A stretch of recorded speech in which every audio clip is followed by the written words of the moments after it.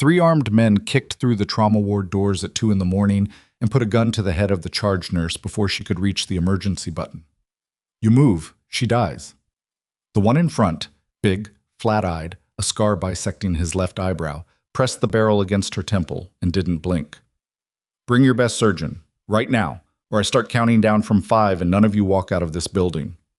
Nobody moved, nobody breathed. On the shattered door panel they'd carried in like a stretcher lay a man who was already the color of old concrete. 3 bullet wounds, blood soaking through field dressings that had long since stopped doing any good. The monitors they'd somehow rigged to him during transport flatlined the second they set him down. If you were standing in that trauma ward tonight, if that gun was at your coworker's head and that dying man was on your table, what would you do? That question is what this story is about. If you're watching this for the first time, hit that subscribe button right now and turn on notifications, because stories like this one don't come around often and you don't want to miss what happens next. Drop a like on this video and leave a comment telling me what city and country you're watching from. I want to see how far this story travels. Now let's get into it. Elara Voss had been on shift for 9 hours when the SUVs hit the ambulance bay. She heard them before she saw them, the shriek of tires on wet pavement, then shouting, then the crash of the trauma bay doors blowing open with enough force to knock a crash cart sideways. She was in the middle of changing an IV line on a post-op patient in Bay 2 when the screaming started, and her first instinct, the one they drilled into you in nursing school, the one that said, "Get low, get out, get safe," lasted approximately 4 seconds before she was on her feet moving toward the noise instead of away from it. What she saw when she pushed through the curtain made her stop. There were 6 of them. All men, all armed. 2 had assault rifles held low across their bodies in the careful, practiced way that told you they knew exactly what those weapons were for. The one with the scar, the one who'd had the gun at Janet's head 30 seconds ago, was now standing at the center of the trauma bay with his arms crossed, watching the room like a man who was used to people doing what he said. He'd lowered the weapon but hadn't holstered it. The message was clear enough. On trauma table 3 lay the patient.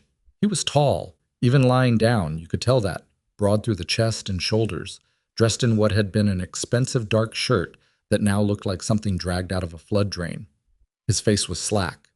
3 separate dressings covered his chest, left shoulder, and abdomen, all of them saturated dark red. Someone had started an IV in the field, a rough job, the tape already peeling. His skin had the gray waxen quality that Elara had seen enough times to know exactly what it meant. Dr. Neil Hargrove was already at the table. He was the chief trauma surgeon on call, 50s, silver-haired, the kind of doctor who moved through a crisis the way other people moved through a grocery store, efficient, unhurried, faintly irritated by the chaos around him. He had his stethoscope on the patient's chest. He was counting. His face gave nothing away. Elara moved closer. The man with the scar, she'd learn his name later, Marcus Bellamy, Adrian's right hand and the closest thing he had to a conscience, turned his flat eyes toward her. "You a nurse?" "Yes." "Then get over there and do something." "I'm trying to," she said, and she meant it, and something in her voice must have registered because he let her pass. She got to the table just as Hargrove straightened up.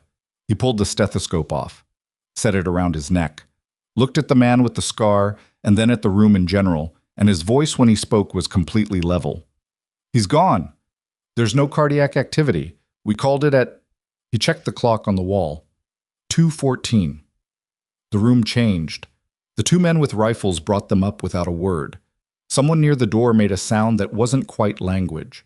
Marcus Bellamy took 1 step forward, and even though he hadn't raised his weapon, the quality of his stillness was somehow more frightening than if he had. "Try again," he said. Hargrove looked at him. "Sir, I understand this is..." "I said try again." Hargrove held his gaze for 2 full seconds. Then he looked back at the patient, and Elara could see him making a calculation, the kind that had nothing to do with medicine, the kind that was about the next 5 minutes and whether he got through them. He reached for the defibrillator paddles, and that was when Elara put her hand on his arm. Hargrove looked at her. "Voss?" "His neck veins," she said. A beat. "What?" "Look at his neck veins.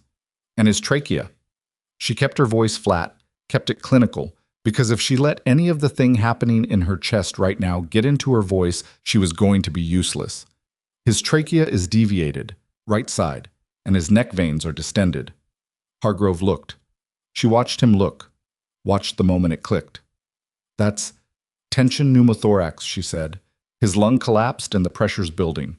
That's why there's no cardiac output. It's not a primary cardiac arrest. The heart's being compressed. 2 seconds of silence. In that silence, the monitors attached to the patient continued their flat, indifferent tone. Marcus Bellamy said, "What does that mean?" Nobody answered him. Hargrove was already moving, reaching for the supply cart, finding a large bore needle, 14 gauge, the kind they kept for exactly this. His hands moved fast now, the irritation gone, replaced by something focused and sharp. He looked at Elara. Left side, second intercostal space, mid-clavicular. "I know where," she said. She was already there. What happened in the next 40 seconds was not graceful. It was not the kind of thing that looked good on television. Hargrove's hands were steady, but her hands were shaking, a fine, controlled tremor she couldn't stop. And when the needle went in and she heard the hiss of released pressure, she felt something loosen in her chest that she hadn't known was tight. The monitor changed, not immediately. There was a long, terrible moment where nothing happened, where the line stayed flat and Elara thought, I was wrong, he's already gone. And then there was a beat, weak, thready, the kind of heartbeat that sounded like an apology. Then another. Then the monitor stopped screaming. Hargrove stood up straight. He looked at Elara. He looked at the monitor.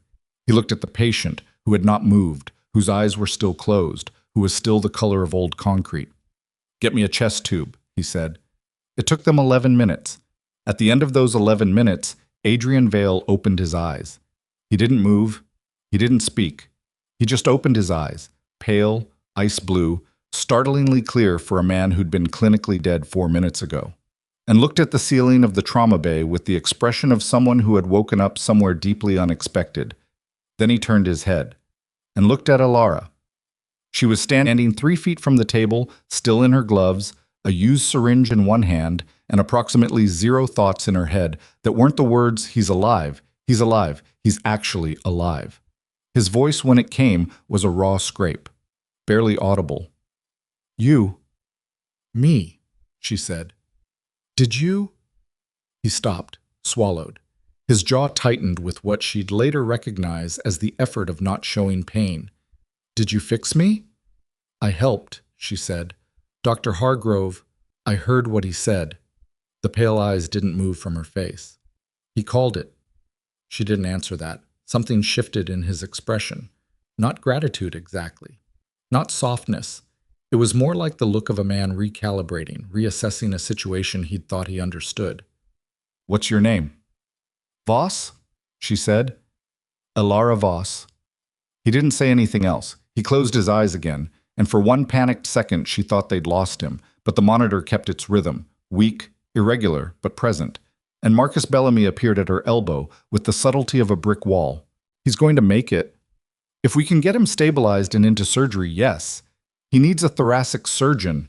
We have people." She looked at him. "What do you mean you have people?" "We have a surgeon, someone we trust. He'll be here in 40 minutes. He paused. "Nobody outside this room can know Adrian Vale is alive. You understand me?" She understood him completely. That was the problem. She wanted to say no. She wanted to call security, call the police, call every person in the hospital with any authority over the situation. She had a patient with 3 bullet wounds and a collapsed lung and a man with a gun telling her to keep it quiet. And every professional instinct she had was screaming that this was wrong, wrong, wrong. But Adrian Vale's heart was still beating. And the look on his face when he'd opened his eyes, that moment of raw, unguarded surprise, a man who had not expected to wake up, was still lodged somewhere behind her sternum. 40 minutes, she said. Marcus nodded. "If he crashes before your surgeon gets here," she said, "I'm doing whatever I have to do to keep him alive, and I don't care who that upsets." Marcus looked at her for a long moment. Something moved behind his flat eyes, not quite respect, but something in that neighborhood. "Fair enough," he said. But what Elara knew about Adrian Vale before that night, she could have written on a post-it note. Crime boss. Phoenix underworld. The kind of name that appeared in news stories alongside words like alleged and reputed and sources close to the investigation. She'd heard the name twice in 3 years of nursing at St. Jude. Once from a paramedic who'd mentioned it in passing, once from a cop who'd been less careful about what he said in front of hospital staff than he should have been. She didn't follow organized crime coverage. She didn't have any particular reason to. She had a job to do. In those 40 minutes before Marcus's surgeon arrived, that job was keeping Adrian Vale's blood pressure from dropping through the floor and his oxygen saturation from following it. It was checking his dressings and managing his pain and talking to him when he drifted too close to the edge of consciousness, the low, steady patter that nurses use to keep patients anchored, not because they thought he could really hear it, but because you never actually knew. He heard it. "I'm not going anywhere," he said at one point, his voice rough but clearer than before. She paused in the middle of recording his vitals. "I know. You keep talking like I might. It's habit." He was quiet for a moment. She could see the effort it cost him to breathe, the careful, controlled expansion of his chest, the way his jaw set each time. 3 bullets. He shouldn't be talking at all. "How long have you been a nurse?" 3 years. "Young." "I'm 28. "Like I said." She looked at him. His eyes were open and focused, tracking her with an attention that felt different from how patients usually watched her. Most people in his condition were fighting to stay present, their focus drifting and soft. His was deliberate, like he was taking inventory. "Stop assessing me," she said. He blinked. "I wasn't." "You were." She adjusted his oxygen line. "You've been doing it since you woke up. What I'm doing, how I move, whether I'm scared, you're reading the room." A pause. "Occupational habit." "So is mine." She met his eyes. "You're going to crash again if you don't stop talking and let your blood pressure stabilize." His mouth moved. Not quite a smile, something drier than that. "Yes, ma'am." She didn't say anything, but she felt something change, the faintest shift in the quality of the air between them, something she couldn't name and didn't try to. Marcus appeared in the doorway. "Surgeon's here." "Good." She stripped off her gloves. "One more thing, Mr. Vale." He looked at her. "The next time someone tries to kill you," she said, "try not to wait 3 hours to come in." This time he did smile. It was small, and it cost him something, and it was gone in a second. But she saw it. The surgeon Marcus had brought was a man named Ortega, quiet, efficient, the kind of doctor who didn't ask questions about how his patient had come to need him. He spent 2.5 hours in the improvised surgical suite they'd commandeered on the upper floor, and when he came out, his scrubs were dark, and his hands were steady, and he said 3 words. "He'll pull through." The room, which had been holding its collective breath for 2 hours, exhaled. Elara was sitting in the hallway outside with a cup of terrible vending machine coffee when Marcus sat down next to her. He didn't ask permission. He also didn't speak for almost 2 minutes, which she was starting to understand was his default setting. He was not a man who filled silence with noise. "You know who he is," he finally said. "I looked it up," she admitted. She'd used her phone during the surgical wait. News articles. A federal indictment from 4 years ago that had fallen apart for reasons the articles described as procedural. A photograph, different from the man on the table, younger, harder in the face, but the same pale eyes. Adrian Vale. And he needed a chest drain and a thoracic surgeon and about 6 units of blood. She drank the coffee, which was as bad as advertised. "What he does for a living isn't my department." Marcus was quiet again. Then, "Most people would have walked away." "I know." "Why didn't you?" She thought about it. The honest answer was not complicated. "Because his heart was beating," she said. "That's the whole job. If the heart's beating, you don't walk away." Marcus absorbed this. He had the look of a man who'd spent a long time around people who made decisions based on calculations. What they stood to gain, what they stood to lose, how the math fell out. The concept of a decision made on principle alone seemed to genuinely puzzle him. "He's going to want to talk to you," he said. "When he's conscious and out of immediate danger. He's going to want to know why. He can ask. He will." A pause.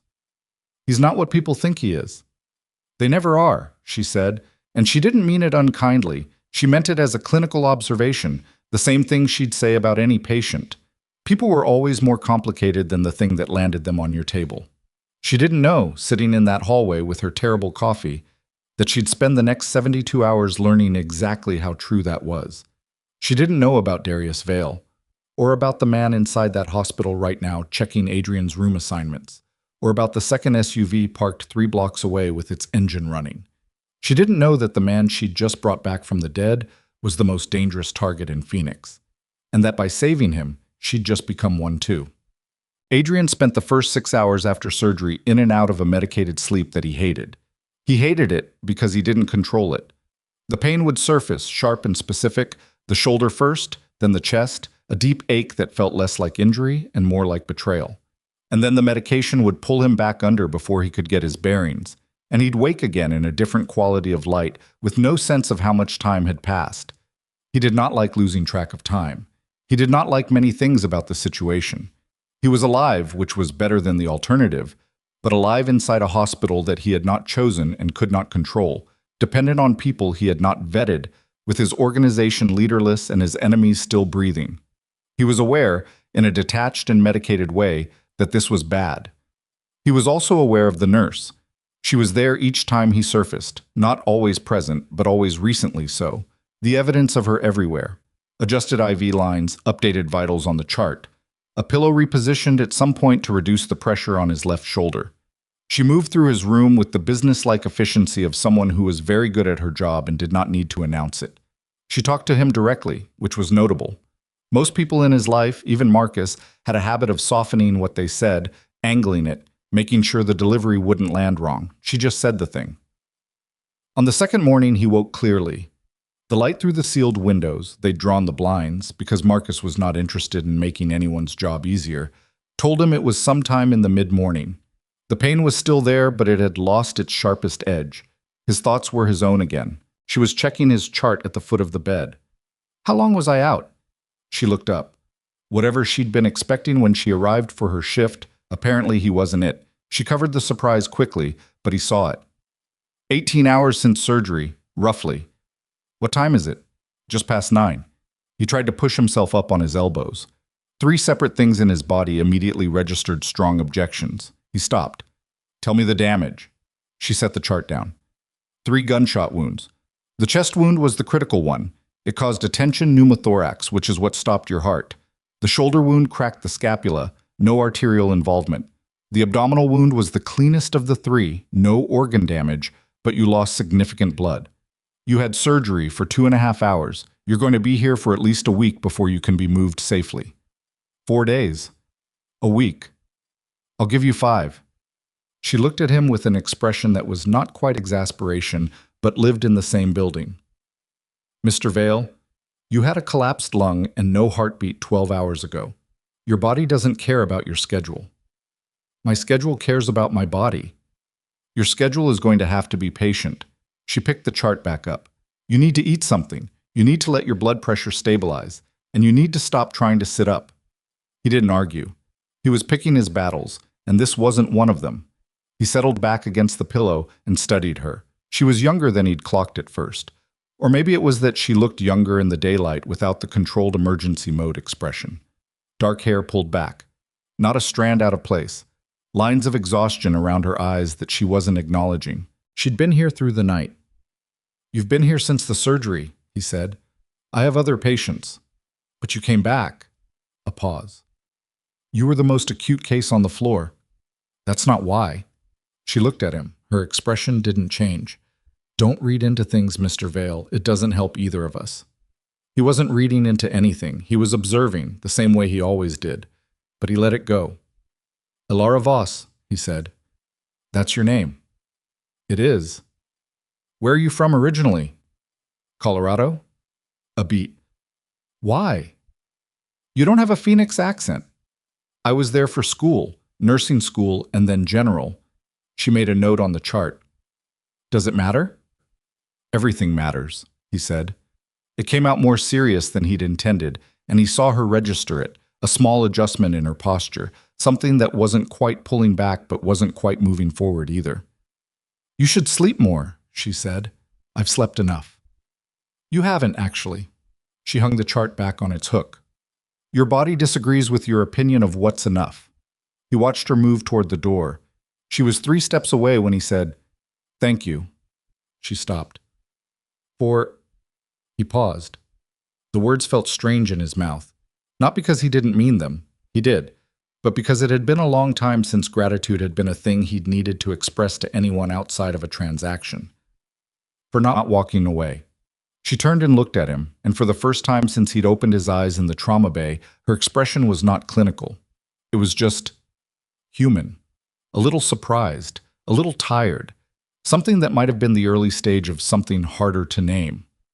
"That's the job," she said, "not the way you did it." She held his gaze for 2 seconds. Then she nodded once and walked out. In the hallway, she passed Marcus without speaking. Marcus watched her go, then came into the room and stood at the foot of the bed with his arms folded, his default stance, the one that meant he had information and was deciding how to deliver it. "What?" Adrian said. Ortega pulled 2 of the bullets clean. The third, the chest one, he left in. Too close to the pericardium. Anything that moves it could cause tamponade, meaning I carry it. Unless you want a very specific surgery in a very specific facility. Adrian absorbed this. Later, what else? Marcus's jaw tightened. Words out that you were hit, not that you're alive. They think, the ones who ordered it, think you died in transport. Good. Let them think that. It buys us time, but not much. There are questions being asked already. He paused. Darius called me this morning. The name landed differently than others. Adrian's expression didn't change. He'd spent 20 years learning not to let things show, but something shifted in the quality of his stillness. What did he say? He said he heard the news. Said he was devastated. Marcus's tone carried everything he wasn't saying out loud. He said he wanted to know where the body was so he could make arrangements. Silence. He wanted to confirm I was dead, Adrian said. That's how I read it. Darius Vale, his cousin, his father's brother's son, the one who'd grown up in the same rooms and learned the same lessons and wanted, for as long as Adrian had known him, the one thing he couldn't have. Not the money, not the network, but the name, the seat, the weight of it. Don't answer him, Adrian said. Not yet. And when he calls again? Tell him the burial arrangements are taking time. He paused. Tell him I'd have wanted him to know I was grateful for everything he did. Marcus's expression didn't shift, but his eyes did. You know it was him. I've known for 2 days. We don't have proof. We'll get proof. Adrian looked at the ceiling. The ache in his chest had nothing to do with the bullet still sitting against his pericardium. He put 3 bullets in me, Marcus. He used people inside our own network to do it, and then he called to find out if they finished the job. His voice was quiet, almost conversational. The stillness in it was the most dangerous kind. Get me everything you can. Every conversation, every meeting, every dime he moved in the last 6 months. I want to know who he talked to. I want to know what they were promised. Marcus nodded. And Marcus? Yeah. Nobody touches him yet. Adrian closed his eyes. The medication was pulling at him again, and for once he didn't fight it. He thinks I'm dead. Right now, that's the only advantage we have. Don't waste it. Marcus left. The monitors continued their quiet work. In the dark behind his eyes, Adrian Vale, who had been shot 3 times and declared dead and brought back by a nurse who'd been on shift for 9 hours and hadn't walked away, started planning. Because that was who he was. And because somewhere between the darkness and the fluorescent light of Trauma Table 3, something had shifted. He didn't know yet what to call it, but he knew it had something to do with ice blue eyes and a steady voice saying that's the job. And the fact that it clearly, obviously, hadn't been. The second day inside St. Jude was worse than the first, not because of the pain. Adrian had learned to manage pain the way other men learn to manage their taxes, systematically and without sentiment, but because of the waiting. His body was doing what bodies did when they'd been torn apart and stitched back together, which was demanding stillness, demanding rest, demanding all the things he was constitutionally incapable of providing. He lay in the adjusted hospital bed with the monitors running and the blinds closed and Marcus in the chair by the door, and he waited, and the waiting felt like something eating him from the inside. He needed information. He needed his phones. He needed people he trusted in rooms he controlled, and instead he had a sealed floor of St. Jude Medical Center, 6 armed men rotating in 3-hour shifts, and a nurse who came in every 90 minutes and looked at him like she was still not entirely sure what to make of him. She came in at 11:15 and found him sitting up. "Lay down," she said before she'd even cleared the doorway. "I've been laying down for 15 hours. Lying down. She moved to the IV pole and checked the drip. "And yes, that's the idea. I need to make some calls. Your calls can wait." "They can't." She looked at him over her shoulder. The look said very clearly that she understood he believed that, and that she did not share his assessment. "Your blood pressure is elevated. Your oxygen saturation dropped twice overnight, which means you're either not breathing as deeply as you should be or your lung is having a more difficult recovery than we'd like. You need—" "I know what I need." "Then we agree," she said pleasantly, and turned back to the IV.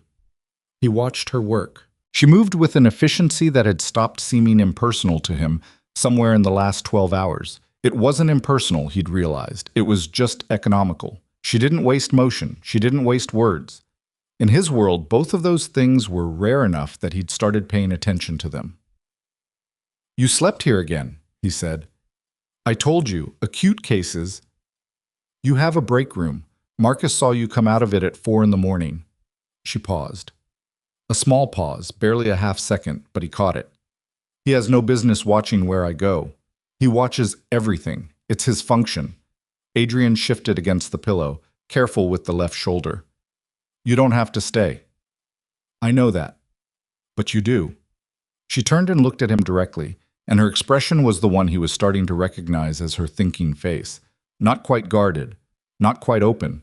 The expression of someone choosing very carefully what to give away. "You're the most acute patient on this floor, and I'm the primary nurse assigned to your case. It's not complicated." "It's not that either," he said. She held his gaze for 2 seconds. Then she picked up his chart and made a note. "I'm going to get Dr. Ortega to come by this afternoon and listen to that lung. Until then, stop trying to sit up and stop making calls."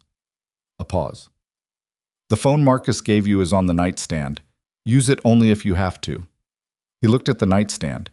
He hadn't noticed the phone there. "You put it there." "Marcus asked me to." "Marcus asked you." "He said you'd be unbearable without it." She hung the chart back up. He was probably right. She was at the door when his phone buzzed. They both looked at it.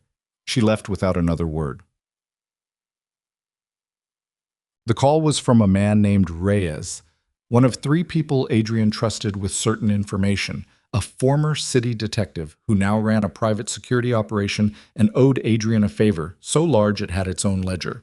Reyes didn't call without reason. He didn't call without confirmation either. 2 buzzes, pause, 1 buzz, which was the pattern they'd established 6 years ago when Adrian had decided that paranoia was just good planning under another name. Adrian answered on the second ring. "Talk." "You're supposed to be dead."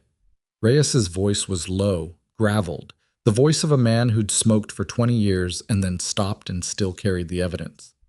"Half the city thinks you are. Half the city can keep thinking it. What do you have?" "The shooting." "You want the what or the who?" "I know the who. Give me the what." A pause on the line. 3-man team. 2 I recognize, Caruso brothers. They freelance for whoever pays. The third was new. I'm still running him. They were hired through a cutout, a fixer named Pelham, who works out of Tempe. Pelham took the contract 6 weeks ago. 6 weeks. Adrian filed that away. Darius had been planning this for 6 weeks. Who paid Pelham? That's where it gets interesting. Another pause. The money came from a shell that traces back 3 layers and then dead ends at a holding company registered in Delaware. Clean work. Very clean. Except. The holding company was incorporated 11 years ago. I've seen that incorporation structure before. It's your uncle's. Vito Vale's original setup before he died.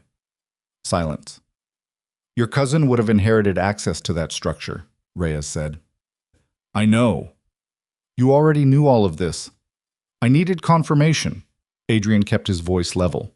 The pain in his chest had sharpened, the way it did when his blood pressure climbed, and he made himself breathe through it, slow, controlled, the way Elara had shown him. What else? Darius has been meeting with Carver. A beat. twice in the last month. Once at the Four Seasons, once at a private club in Scottsdale. That landed differently. Carver, Philip Carver, deputy commissioner, the man who had been in Adrian's pocket for 4 years, the man who made certain phone calls disappeared and certain investigations slowed to a stop. If Darius had been meeting with Carver, it meant he hadn't just planned the assassination. He'd planned the aftermath. He'd planned who would own the city once Adrian was gone. "Thank you," Adrian said. "You're going to need more than thanks when this is over." "You'll have it." He ended the call and set the phone down and stared at the ceiling for a long time. He was still staring at it when Marcus came in 10 minutes later, read his face in approximately 2 seconds, and closed the door behind him. "Reyes called," Adrian said. "I know, I have the same information." "Carver," Marcus nodded. His jaw was set in the way that meant he was angry and containing it. "Carver makes it complicated. He has access to— I know what he has access to." Adrian pushed himself carefully upright, ignoring the body's protests. "If Darius has Carver, he has the ability to flag this location. He has the ability to send people in here under cover of law enforcement. He has— Adrian. The ability to finish this inside the hospital, which means we can't stay here as long as we thought." "Adrian." Marcus's voice was sharp enough to cut through it. He waited until he had Adrian's full attention. There's something else. The quality of his stillness told Adrian everything. He waited. "An hour ago, one of our people on the nursing staff, a woman we placed here 6 months ago, before any of this, as a precaution, she flagged something." Marcus looked at the door, back at Adrian. "One of the ICU nurses. Someone who's been on this floor 3 years, clean record, no flags. She went into your room this morning while you were sleeping." "I noticed." "Did you notice she switched your IV bags?" The room was very quiet. "She switched them," Adrian said. "Our nurse caught it before the new bag went fully online. She pulled it and had it tested." Marcus reached into his jacket pocket and set a folded piece of paper on the bed. "Potassium chloride. Enough to stop your heart inside 4 minutes and look like cardiac arrest on the monitors." Adrian looked at the paper. He didn't pick it up. "Where is she now?" "Downstairs. We have 2 men with her." He paused. "She hasn't said anything yet." "She'll say something." Adrian looked at the door again, and this time the look was different. It was the calculating, cold-eyed assessment he used when he was working out a problem, stripping away everything that wasn't essential. Someone inside the hospital gave her the order. Someone who knows I'm here and knows what room and knows enough about the medication protocol to know what would go undetected. He paused. "Who has that information?" "The surgical team. Ortega. Our people." Marcus hesitated. "The nursing staff on this floor." "Which means either someone we brought in is compromised, or someone they already had here has been turned." Adrian's voice was absolutely flat. "Either way, we have a leak. And if Darius knows I'm alive, he's going to move faster. He's going to move tonight." Marcus said nothing. There was nothing to say. They'd built their careers on reading the math correctly, and the math right now was very clear. The window they'd thought they had, the window of Adrian being officially dead, of Darius thinking the problem had resolved itself, was closed, or about to be. "I need to talk to the ICU nurse," Adrian said. "She's not going to—" "I know, but I need to see her face when I ask her." Her name was Sandra Cho, and she'd worked the ICU at St. Jude for 3 years, and her hands were shaking badly enough that she'd given up trying to hide it by the time Adrian walked into the supply room where they were holding her. Walking was an optimistic description. He was upright and mobile, which was more than he'd been 12 hours ago, but he was holding the IV pole for balance, and his face was the color of old plaster, and Marcus was 2 steps behind him, with the expression of a man who had strongly advised against this and been overruled. They'd moved her here carefully. 2 people. No scene, just a quiet suggestion and a closed door. The kind of thing that happened in hospitals all day long without anyone marking it. She looked at him when he came in, and her face collapsed. He pulled a chair over, slowly, because the chest wound made fast movements into negotiations, and sat across from her. He didn't speak immediately. He looked at her the way he looked at things he needed to understand. She was mid-30s, practical clothes, the look of someone who'd been competent and steady and unremarkable her entire career. Her eyes were red, but she wasn't crying. She'd gotten past that. "How long has he had something on you?" Adrian said. Her breath caught. "Because that's what it is," he said. "Nobody does this for money alone. Not like this. Not walking into a patient's room in a hospital they've worked in for 3 years. He kept his voice level. Not kind, not cruel, just clear. What did he offer you? Or what did he threaten you with? Sandra's jaw worked, her hands clenched in her lap. I don't know what you're... Don't. He said it quietly. You're not a criminal. You're a nurse who made a decision she's already regretting. The man who put you up to this. He didn't tell you what would happen if it went wrong, did he? Silence. Sandra. He leaned forward carefully, an inch. The man who gave you those bags has been planning to replace me for 6 weeks. He's been meeting with a deputy police commissioner. He has resources and reach, and he is not going to protect you when this falls apart, which it has. He watched her face. I need his name, and I need whatever contact information you have for him. And in exchange, I will make certain that what happened in that supply room this morning stays in that supply room. She looked at him. Her eyes were doing the thing eyes did when a person was calculating, not fleeing, but weighing. She'd already decided. He could see it. She just needed the moment to arrive. His name, she said, isn't someone you don't already know. Tell me anyway. Darius Vale. Her voice cracked on the second word. He called me 4 days ago. Said he knew about my brother. My brother has a problem. He's been... It doesn't matter. He said he'd handle it if I did one thing. Just one thing. Her eyes went wet again. He said no one would ever know. He said it would look like his heart just... What contact did he give you? She pulled a phone from her scrub pocket. Marcus stepped forward and took it from her before she could think about anything else. She let it go without a fight. He called from a number I didn't recognize. It came up as a law firm. She wiped her eyes with the back of her hand. He said if I didn't do it by this morning, my brother would go to prison. He has some, I don't know what, documentation. Thank you, Adrian said. He stood. The IV pole scraped against the floor. The effort of rising showed in his jaw, but nowhere else. What happens to me, she said. What I said. This stays here. He looked at her one more time. Go home after your shift. Don't come back for 3 days. Don't speak to anyone about this. When it's over, I'll have someone look at your brother's situation. She stared at him. She was trying to work out if he meant it. He held her gaze long enough for her to find the answer, and then he turned and made his slow, painful way back to the door. Elara was in the hallway. She'd been passing with a medication tray when the supply room door opened, and she stopped completely, the way you stop when something in your peripheral vision doesn't match your expectation of the world. She'd seen Marcus go in 20 minutes ago. She'd noted it. She'd told herself it wasn't her concern. Then Adrian came out, and he was white to the lips, and she could see by the set of his left shoulder that something was seriously wrong with his pain level, and she forgot entirely about not making it her concern. What are you doing out of your room? She said. I had a meeting. A meeting. She set the tray on the nearest flat surface and put herself in his path, which required him to either stop or walk through her. He stopped. You had abdominal surgery 48 hours ago. Your lung is still... I know my condition. Then you know you shouldn't be walking around a hospital hallway at... She checked her watch. 1 in the afternoon without telling anyone. I told Marcus. Marcus is not your nurse. She looked at his face, the tightness around his eyes, the particular compression of his mouth that she'd started to recognize as his pain tell. Your blood pressure is spiking. I can see it from here. Come back to your room right now, or I'm calling Dr. Ortega and we're doing this properly with a full assessment. Something moved in his expression. Not irritation. She was starting to think very little actually irritated him. More like the look of a man revising his understanding of a situation. There's been a development, he said. There can be a development from your bed. Elara, now Mr. Vale. He looked at her for a long moment. In the 6 years of his professional life during which he had been, in various configurations, the most powerful person in any given room, it was possible that no one had spoken to him exactly this way.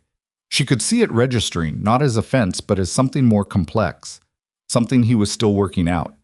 He went back to his room. She got him settled, checked his vitals. His blood pressure was 20 points higher than it should have been, adjusted his IV, and said nothing until the monitor stabilized and his breathing had slowed to something approaching manageable. Tell me what's happening, she said then. He looked at her. You don't want to know. Someone in this hospital tried to kill you this morning, she said. In my hospital. On my floor. She kept her voice very steady. I think that makes it my business. A long pause. She could see him deciding. The nurse who switched your IV bags, she said. I know it wasn't a mistake. I ran the bag myself when Marcus's people brought it to me. I know what was in it. She met his eyes. So you can explain the situation to me, or I can keep working with incomplete information. And if something else goes wrong on this floor tonight, I'd like to know what I'm walking into. The monitors hummed. From somewhere down the hall came the ordinary sounds of a hospital functioning, carts rolling, a distant PA, the muffled voices of other people's lives. Adrian Vale looked at Elara Voss, and for the first time since she'd brought him back from Trauma Table 3, his expression was something she hadn't seen on him before. It was the expression of a man considering trust. Sit down, he said. She sat. The man who had me shot is my cousin, he said. His name is Darius Vale. He's been planning this for at least 6 weeks, possibly longer. He has access to law enforcement channels, which means he can send people into this building with legitimate-looking credentials. He knows I'm alive, or he suspects it. The attempt this morning confirms it. He paused. He will try again. Tonight or tomorrow. Not through a nurse this time. She absorbed this. You need to leave the hospital. I know. You can't leave the hospital. You're not physically capable of... I know that too. His jaw tightened. I'm working on the problem. She looked at him, at the monitors, at the IV lines and the dressings, and the evidence of everything his body had been through in the last 48 hours. She looked at him the way she looked at situations that did not have clean solutions, directly, without flinching, counting the variables. Then we have very little time, she said. He nodded once. She stood up. Her hands were very still at her sides, which was something she'd learned to manage. The stillness was deliberate, a thing she'd cultivated through 3 years of emergency nursing, the practice of keeping your hands calm when everything inside you wasn't. I need to know one thing. Ask. Your cousin, when this is over, what happens to him? The pause before he answered was not long, but it was specific. He'll face consequences, Adrian said, from people who have the right to deliver them. It wasn't the whole truth, she could hear that. But it was something, a boundary, a framework, something that wasn't just blank violence with nowhere to stop. She decided, with the clarity of a person who had stopped pretending they weren't already in the middle of something, that it would have to be enough. Okay, she said. Okay, he repeated. Just okay? What else should I say? She moved to the door. Rest for the next 2 hours. Marcus and I need to talk. She said it so naturally, Marcus and I, that she was halfway down the hall before she heard herself say it, and by then it was already true, and the part of her that had spent 3 years following protocol and staying in her lane and keeping a careful professional distance was somewhere very far behind her, standing in the doorway of the life she'd had before Trauma Table 3, watching her walk away. She found Marcus in the stairwell, where he went when he needed to think. She'd noticed that on the first day, he didn't pace, he just found a place that wasn't in the middle of things and stood in it until he was ready to act. She came in without ceremony and let the door close behind her. We need a way out of this building, she said, one that doesn't go through any entrance or exit that Darius's people can watch. Marcus looked at her. The evaluation in his look was slower this time than it had been in the trauma bay 2 days ago, not because he was uncertain, but because he was being thorough. You know hospital buildings. I've worked in this one for 3 years. She crossed her arms. There's a service corridor on the basement level that connects this building to the East Wing, and the East Wing has an exit that opens onto a maintenance road. It's not on any public map. We use it for biohazard transport.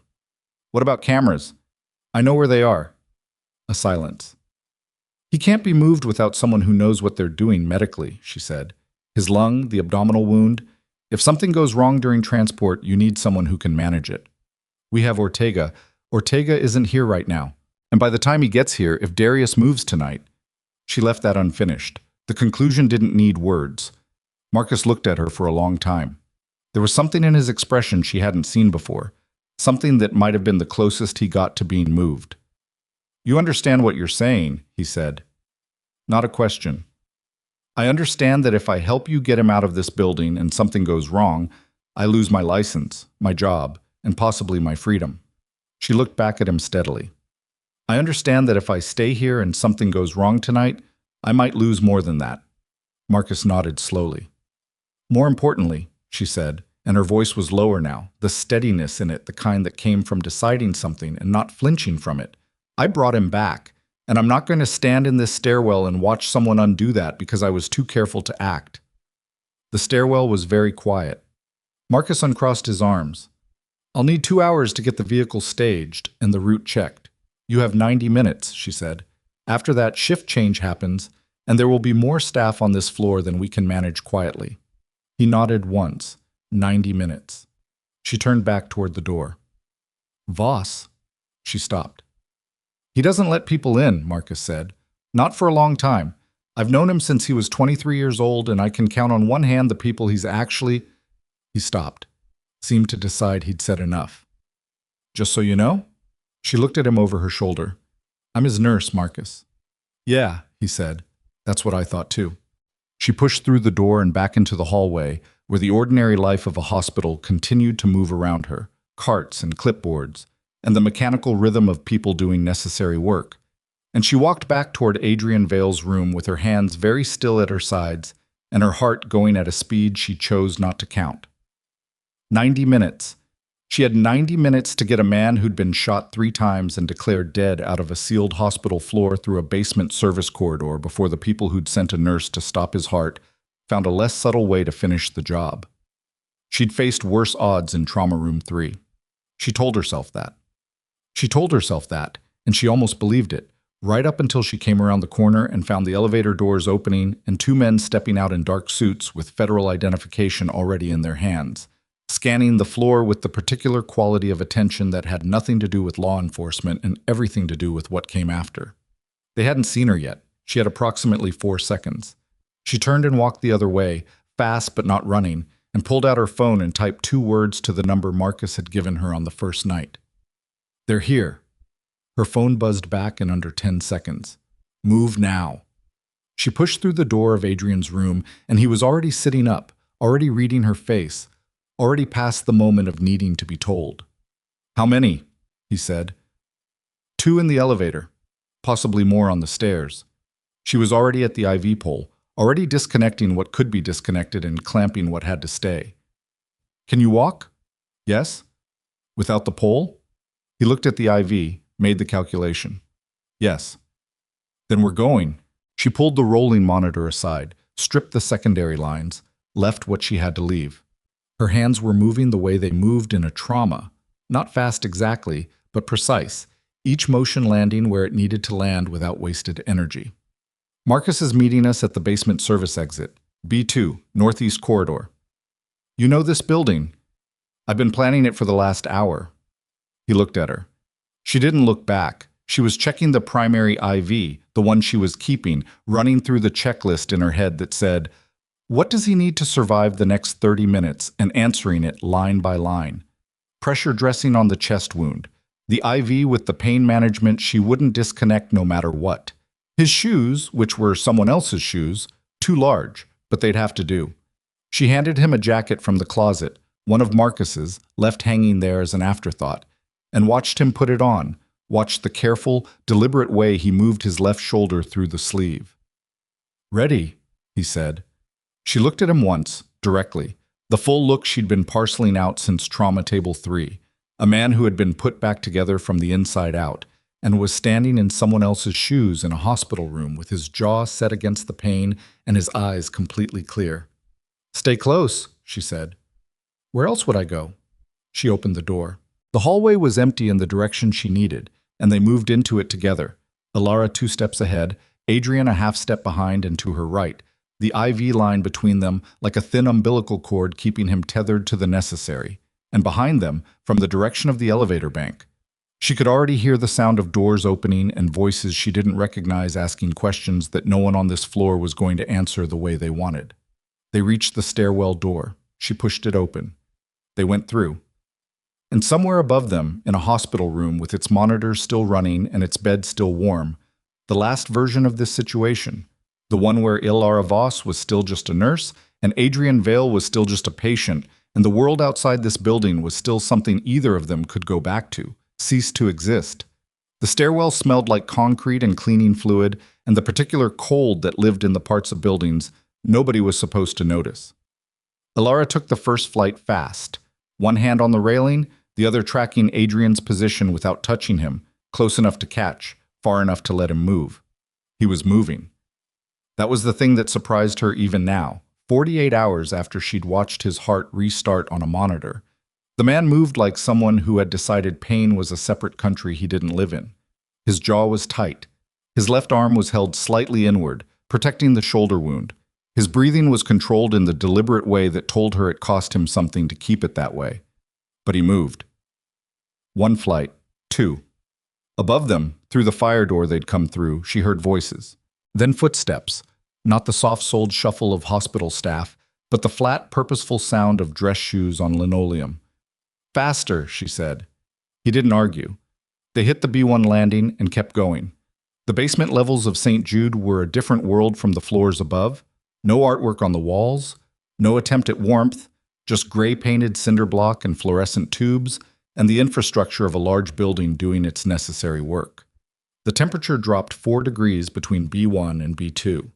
Elara had been down here exactly twice in 3 years, both times for biohazard transport protocol walkthroughs, and she was navigating from memory now, counting doors and turns. Second corridor left, past the mechanical room. Third door on the right.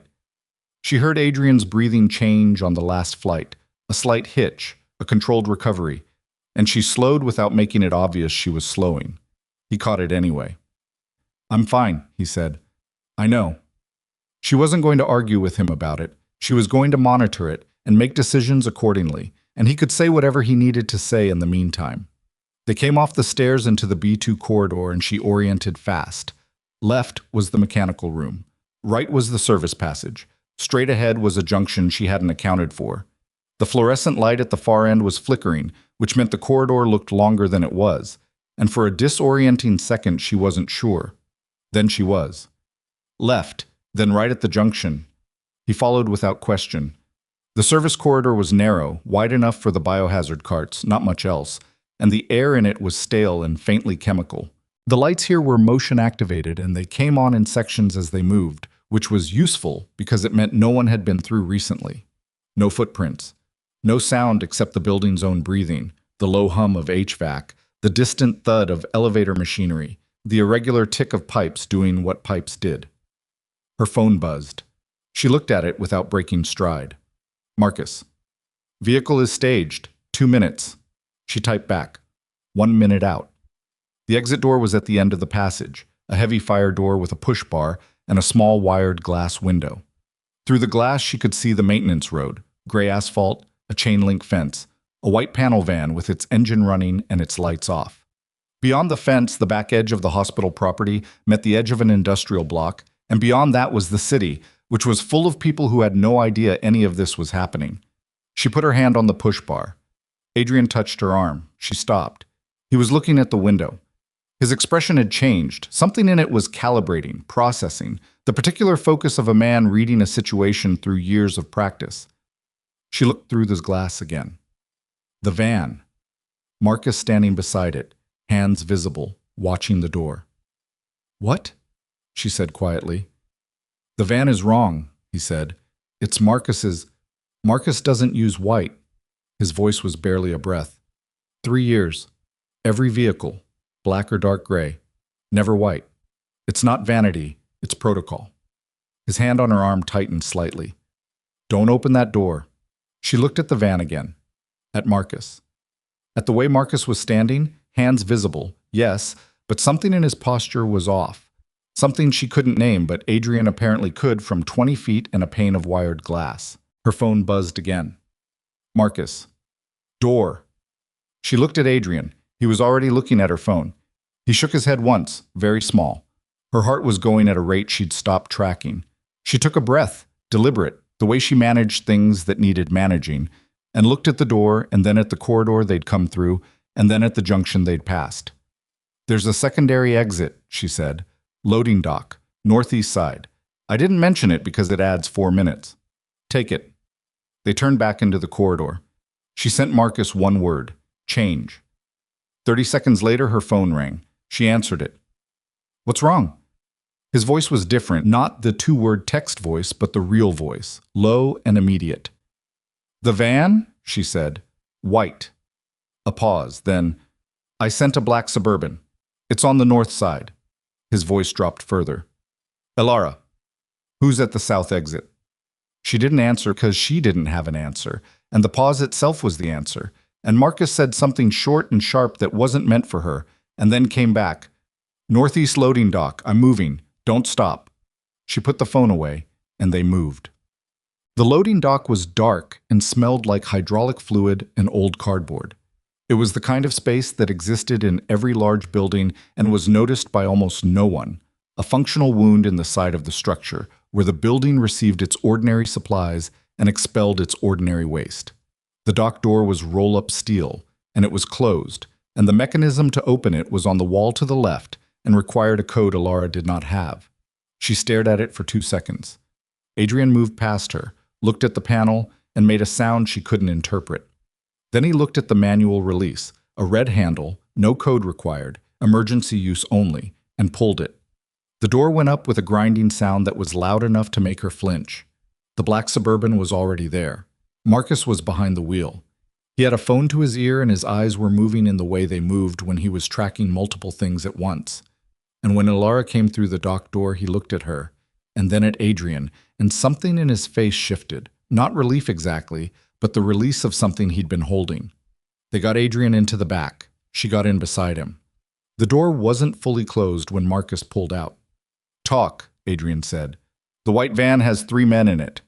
Marcus was already on the maintenance road, moving north toward the service gate. They were staged there for 20 minutes before you came down. Someone knew the route. Someone told them, Adrian said. Yes. Who knew the route? You, me, her. A pause. And whoever she told. Elara felt both of them look at her. I told no one, she said. Her voice was steady. She was aware of how it sounded regardless, aware that in this context her word was an unknown quantity, that she'd entered this situation as a stranger and had not yet fully become anything else. She looked at Marcus in the rear view. I told you, I told Adrian, that was the full list. She didn't tell anyone, Adrian said. You can't know. She didn't. His voice carried the flat certainty of something that wasn't trust exactly, but functioned the same way. The route was pulled from somewhere else. Who has access to hospital security schematics? Marcus was quiet for 4 seconds. The Suburban cleared the service gate and turned north. The security company that services the hospital's systems, and anyone with a city contract for... He stopped. Carver, Adrian said. Deputy Commissioner Carver has access to city infrastructure databases, which includes licensed security systems for major hospitals. Marcus's hands tightened on the wheel. If he ran Adrian Vale through the system and got a hit on St. Jude's cameras or access logs, he'd know the floor, he'd know the exits. Adrian leaned back against the seat. Elara watched his color, still wrong, still that gray plaster shade that meant his body was operating on reserves it didn't actually have. His eyes, though, were sharp. He moved faster than I expected. Darius moved faster than you expected. No. Adrian's voice was quiet in a way that meant something. Darius is patient. 6 weeks of planning, a cutout, a shell company. He's not the one who moved fast. Someone else pushed the timeline. Elara looked at him. Someone else. Darius has allies I haven't fully mapped. He said it like he was admitting something he didn't enjoy admitting. People I thought I understood. I was wrong about the timeline, and I may be wrong about who's driving it. He turned his head and looked at her directly. I need to get somewhere I can make calls and get information. The estate isn't safe. They'll expect me to go to ground there. I know somewhere, Marcus said. Where? Ortega has a facility, private, below a property he owns in the valley. A pause. He set it up 2 years ago when there was a situation. It's equipped for surgery. It's not on any public record. Ortega, Elara said. Both men looked at her. The surgeon who operated on you, he has a private surgical facility. Yes, Marcus said, and that's where we're going. Unless you have a better option. She looked out the window. The city was going past, gas stations, strip malls, the particular American landscape of a place that had grown up fast and hadn't had time to decide what it wanted to be. She was in the back of an armored SUV with a man who'd been shot 3 times and a man who was possibly the most dangerous driver she'd ever sat behind. And she was thinking about Ortega's surgical facility with the part of her brain that never actually stopped doing its job. "How equipped?" she said. "Ventilator, surgical table, full anesthesia setup. He keeps blood typed for—" Marcus glanced in the mirror. "For situations. Pain management, chest drainage supplies. I can call ahead and have him pull what you need." She calculated. Adrian's lung, the stability of the chest wound, the abdominal repair, the blood pressure that had spiked twice in the last hour. A man in his condition needed a facility, not a safe house. She'd known that when she'd agreed to help move him, and she'd done it anyway because the alternative had been worse. And now the alternative to a private surgical suite was a man slowly destabilizing in the back of an SUV, and nobody with the authority or the equipment to stop it. "Call him," she said. "Tell him I need a full chest assessment setup and a current blood panel by the time we arrive." Marcus dialed. Adrian looked at her. The look was the one she'd started to map, the one he deployed when something surprised him and he was deciding whether to show it. "You're going to stay." "Until you're stable," she said. "That could take— I know how long it could take." She looked back at him. The distance between them in the back seat was small, and in the enclosed space of the vehicle she was aware of his breathing in the clinical way and some other way she wasn't naming. "Stop talking and let your oxygen saturation recover." He almost smiled. She looked away. Ortega's facility was beneath a property in the East Valley that presented to the world as a modest stucco house on a wide lot, the kind of place that registered as unremarkable even if you were looking for something remarkable. They pulled down a side drive, through a gate that opened on a code Marcus punched in from memory, and into an attached structure that was much larger on the inside than any attached structure had any business being. Ortega was waiting. He was smaller than Elara had imagined from hearing his name, compact, deliberate in his movements, with the particular worn-down focus of a surgeon who had been operating outside normal parameters for long enough that normal parameters had stopped mattering. He looked at Adrian when they brought him in, and his expression didn't change, which told her he'd seen worse, or at least equivalent. He looked at Elara next. "You're the nurse." "I'm the nurse." "Marcus said you kept him stable during transport." "I monitored him during transport. He's been declining since the stairwell." She was already moving, scanning the facility, locating supplies, orienting herself to the layout the way she did in any new clinical space. It was good. Better than she'd expected. Ortega had invested in this the way you invested in something you expected to use. "I need to listen to that lung before anything else." Agreed. He handed her a stethoscope without being asked. They got Adrian onto the table. He moved himself there with Marcus's hand under his arm and the particular controlled dignity of a man who intended to maintain it regardless of what his body was doing. And Elara listened. She listened for a long time, moving the stethoscope through positions, tracking what she heard against what she expected to hear. The left side was diminished. Not collapsed, not yet, but the breath sounds were muffled in the lower lobe in a way that made the base of her throat feel tight. "Pleural effusion," she said. "Left lower. He's collecting fluid from the surgical site." Ortega put his own stethoscope on, confirmed it, looked at her over Adrian's head. "He needs drainage." "I know." "You've done a thoracentesis?" "Twice in clinical. Once in the field under supervision." She met his eyes. "Have you?" "More times than I want to count." He was already moving toward the supply drawers. "I'll do it. You manage his vitals and his pain. He's going to need— I know what he needs." She didn't say it sharply. She said it as a statement of fact, the way she said most things. And Ortega looked at her with something that was almost a smile and went back to his preparations. Adrian was watching them from the table. His eyes tracked between her and Ortega with the steady, unnerving attention she'd become accustomed to. "Is this as bad as it sounds?" he said. "It's manageable," she said. That's not an answer. "Your lung is collecting fluid. Dr. Ortega is going to drain it. You're going to be uncomfortable, and then you're going to be better." She met his eyes. "That's the answer." A beat. Okay, she said, and prepped the line for his IV. The procedure took 40 minutes. Ortega was fast and competent and explained nothing, which was fine because Elara wasn't there to be educated. She managed Adrian's vitals and his pain the way she managed everything, methodically, without drama, logging what needed logging and adjusting what needed adjusting. Adrian bore the drainage without speaking, his jaw set and his eyes fixed on the ceiling, and she watched his face for the things that didn't make it into his expression. The micro-tension around his eyes when the pain spiked, the fraction of a second of released breath when it subsided. When it was done, his oxygen saturation came back up. Not all the way, but enough. Better, Ortega said, pulling his gloves off. Better, she confirmed. Adrian breathed, a real breath, deeper than any he'd managed since the stairwell, and something in his face changed. Not relief. More like the recalibration of a man who'd been operating at a deficient level and had just gotten some of it back. He turned his head and looked at her. "Thank you," he said. It was the second time he'd said it to her, and it landed differently than the first time. Less formal, less deliberate, more like a thing that had simply escaped. "Don't thank me," she said. "You're not out of this yet." Marcus came in from the outer room at midnight with his phone in his hand and an expression that Elara had learned to read as the prelude to bad news.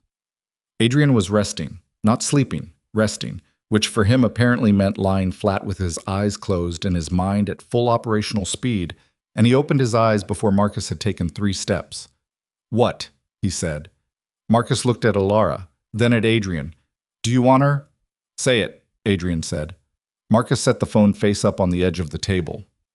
On the screen was a photograph, blurry, taken from some distance, a surveillance-style image.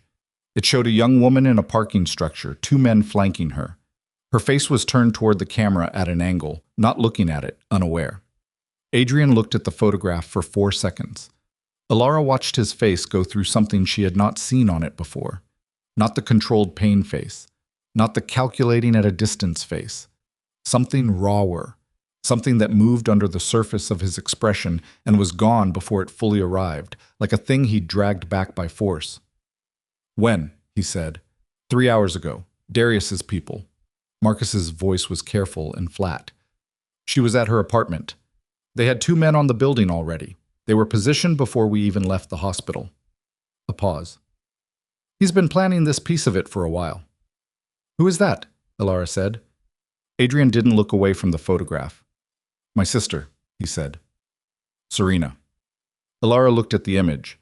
The young woman in it couldn't have been more than mid-20s. Dark hair, Adrian's quality of stillness, even in a blurry surveillance photo.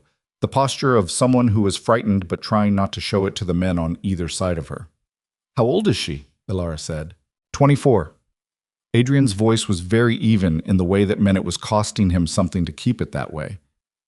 "Does she know about—" Elara stopped, reformulated. "Does she know the nature of your work?" "She knows enough." He set the phone down. He looked at the ceiling. He breathed through something for 3 seconds, and then his eyes came back to Marcus. "What does he want?" "He hasn't made contact yet." Marcus crossed his arms. "But the positioning, taking her before making contact, it's leverage. He's not planning to negotiate. He's planning to dictate. He wants me to come to him. He wants you to come to him in a condition where you can't fight back." Marcus paused. "Which, right now, I know what right now looks like." Adrian's voice was quiet and absolute in the way that preceded decisions. He pushed himself upright on the table. Elara put a hand on his arm. "You need to rest," she said. "My sister—" "I know."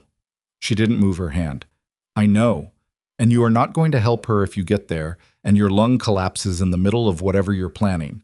So you are going to lie back down for 4 hours, and then you are going to talk to Marcus about what happens next, and that is how this works."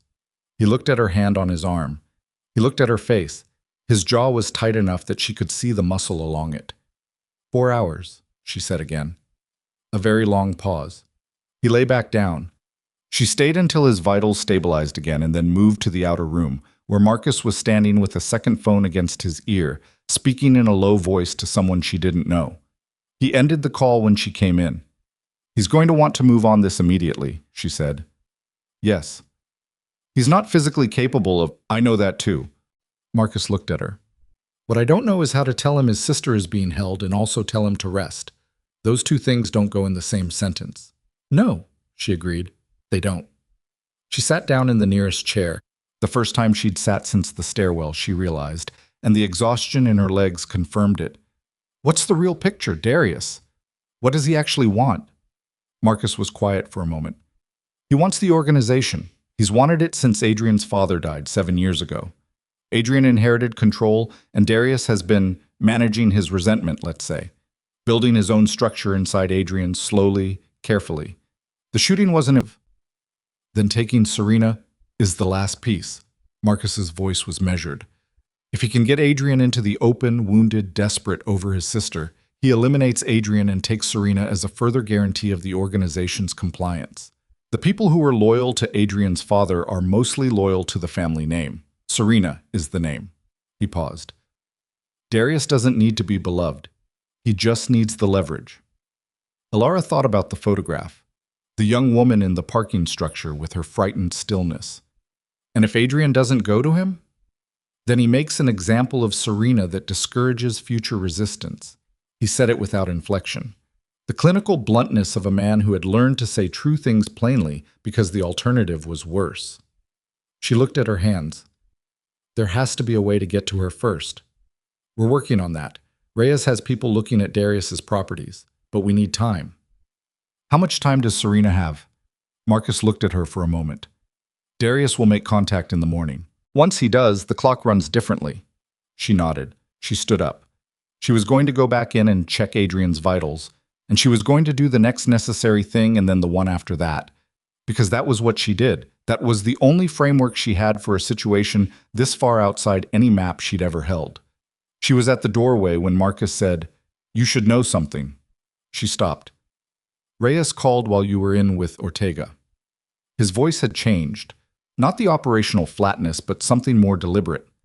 He pulled the secondary traces on the holding company Darius used to fund the shooting, the one that originated with Adrian's uncle. A pause. There was a secondary account, a smaller one, used for operational expenses over the last 6 months. Another pause. It made 2 payments.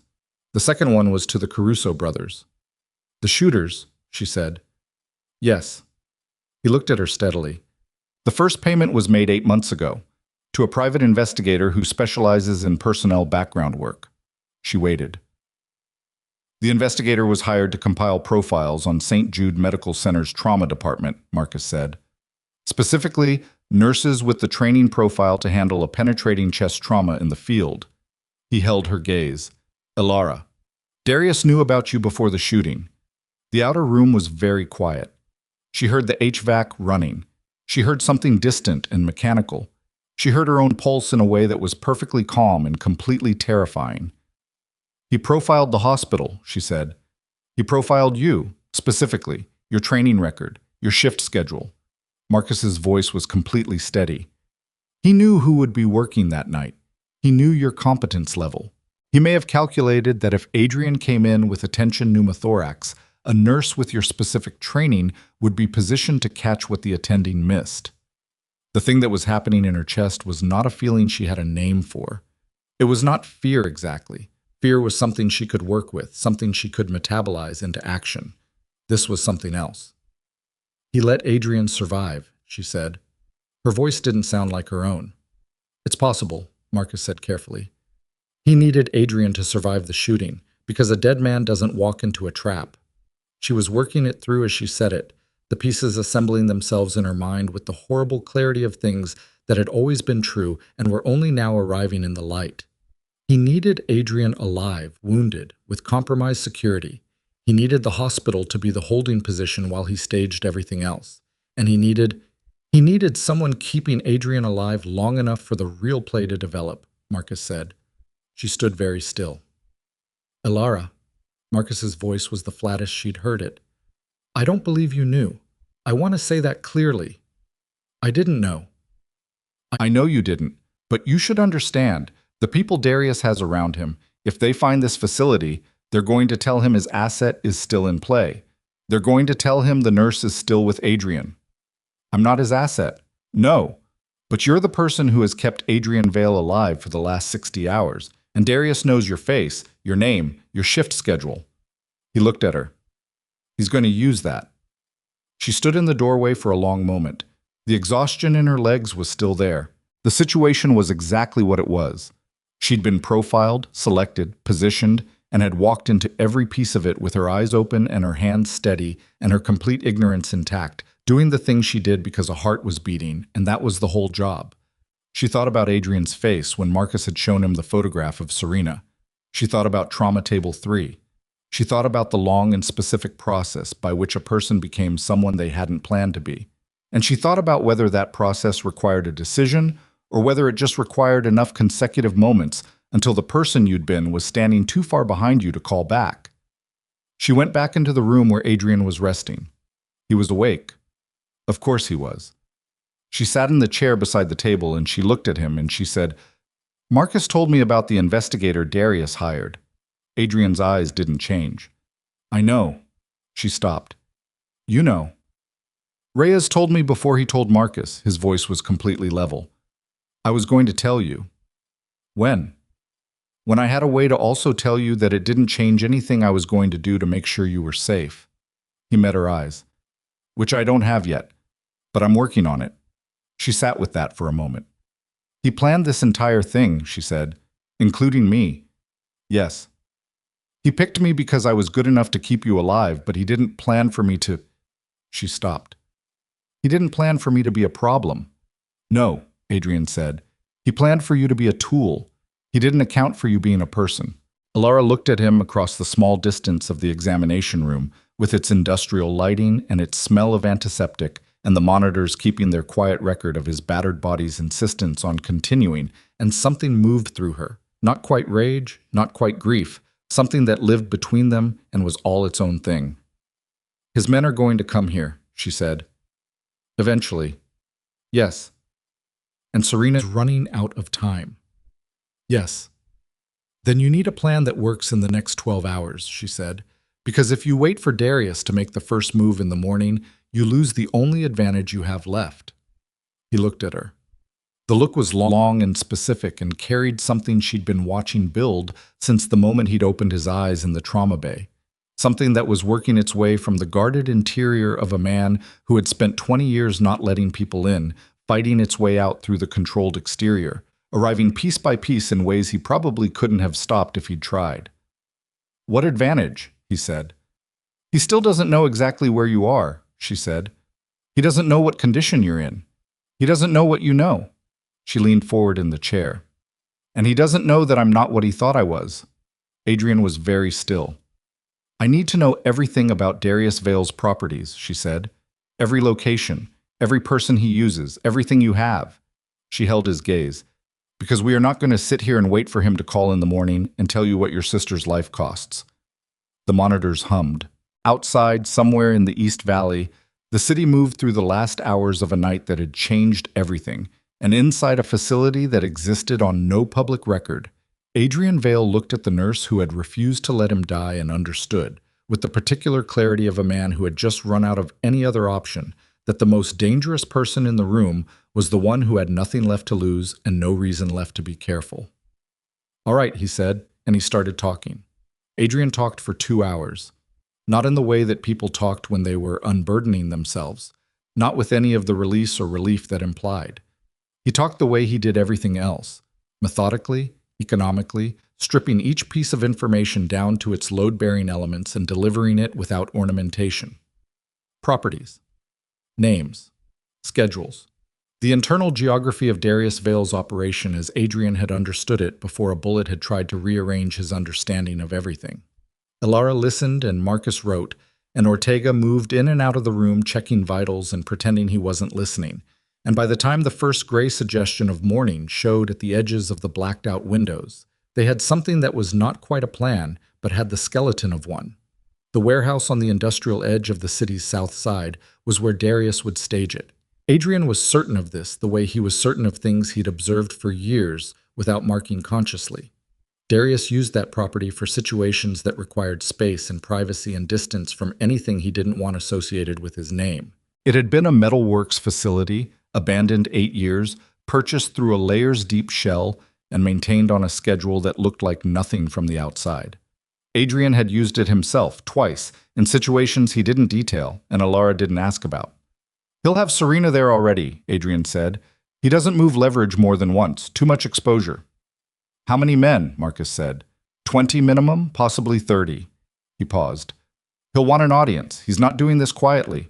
He's doing this to establish something, and establishments require witnesses. Your people, Elara said.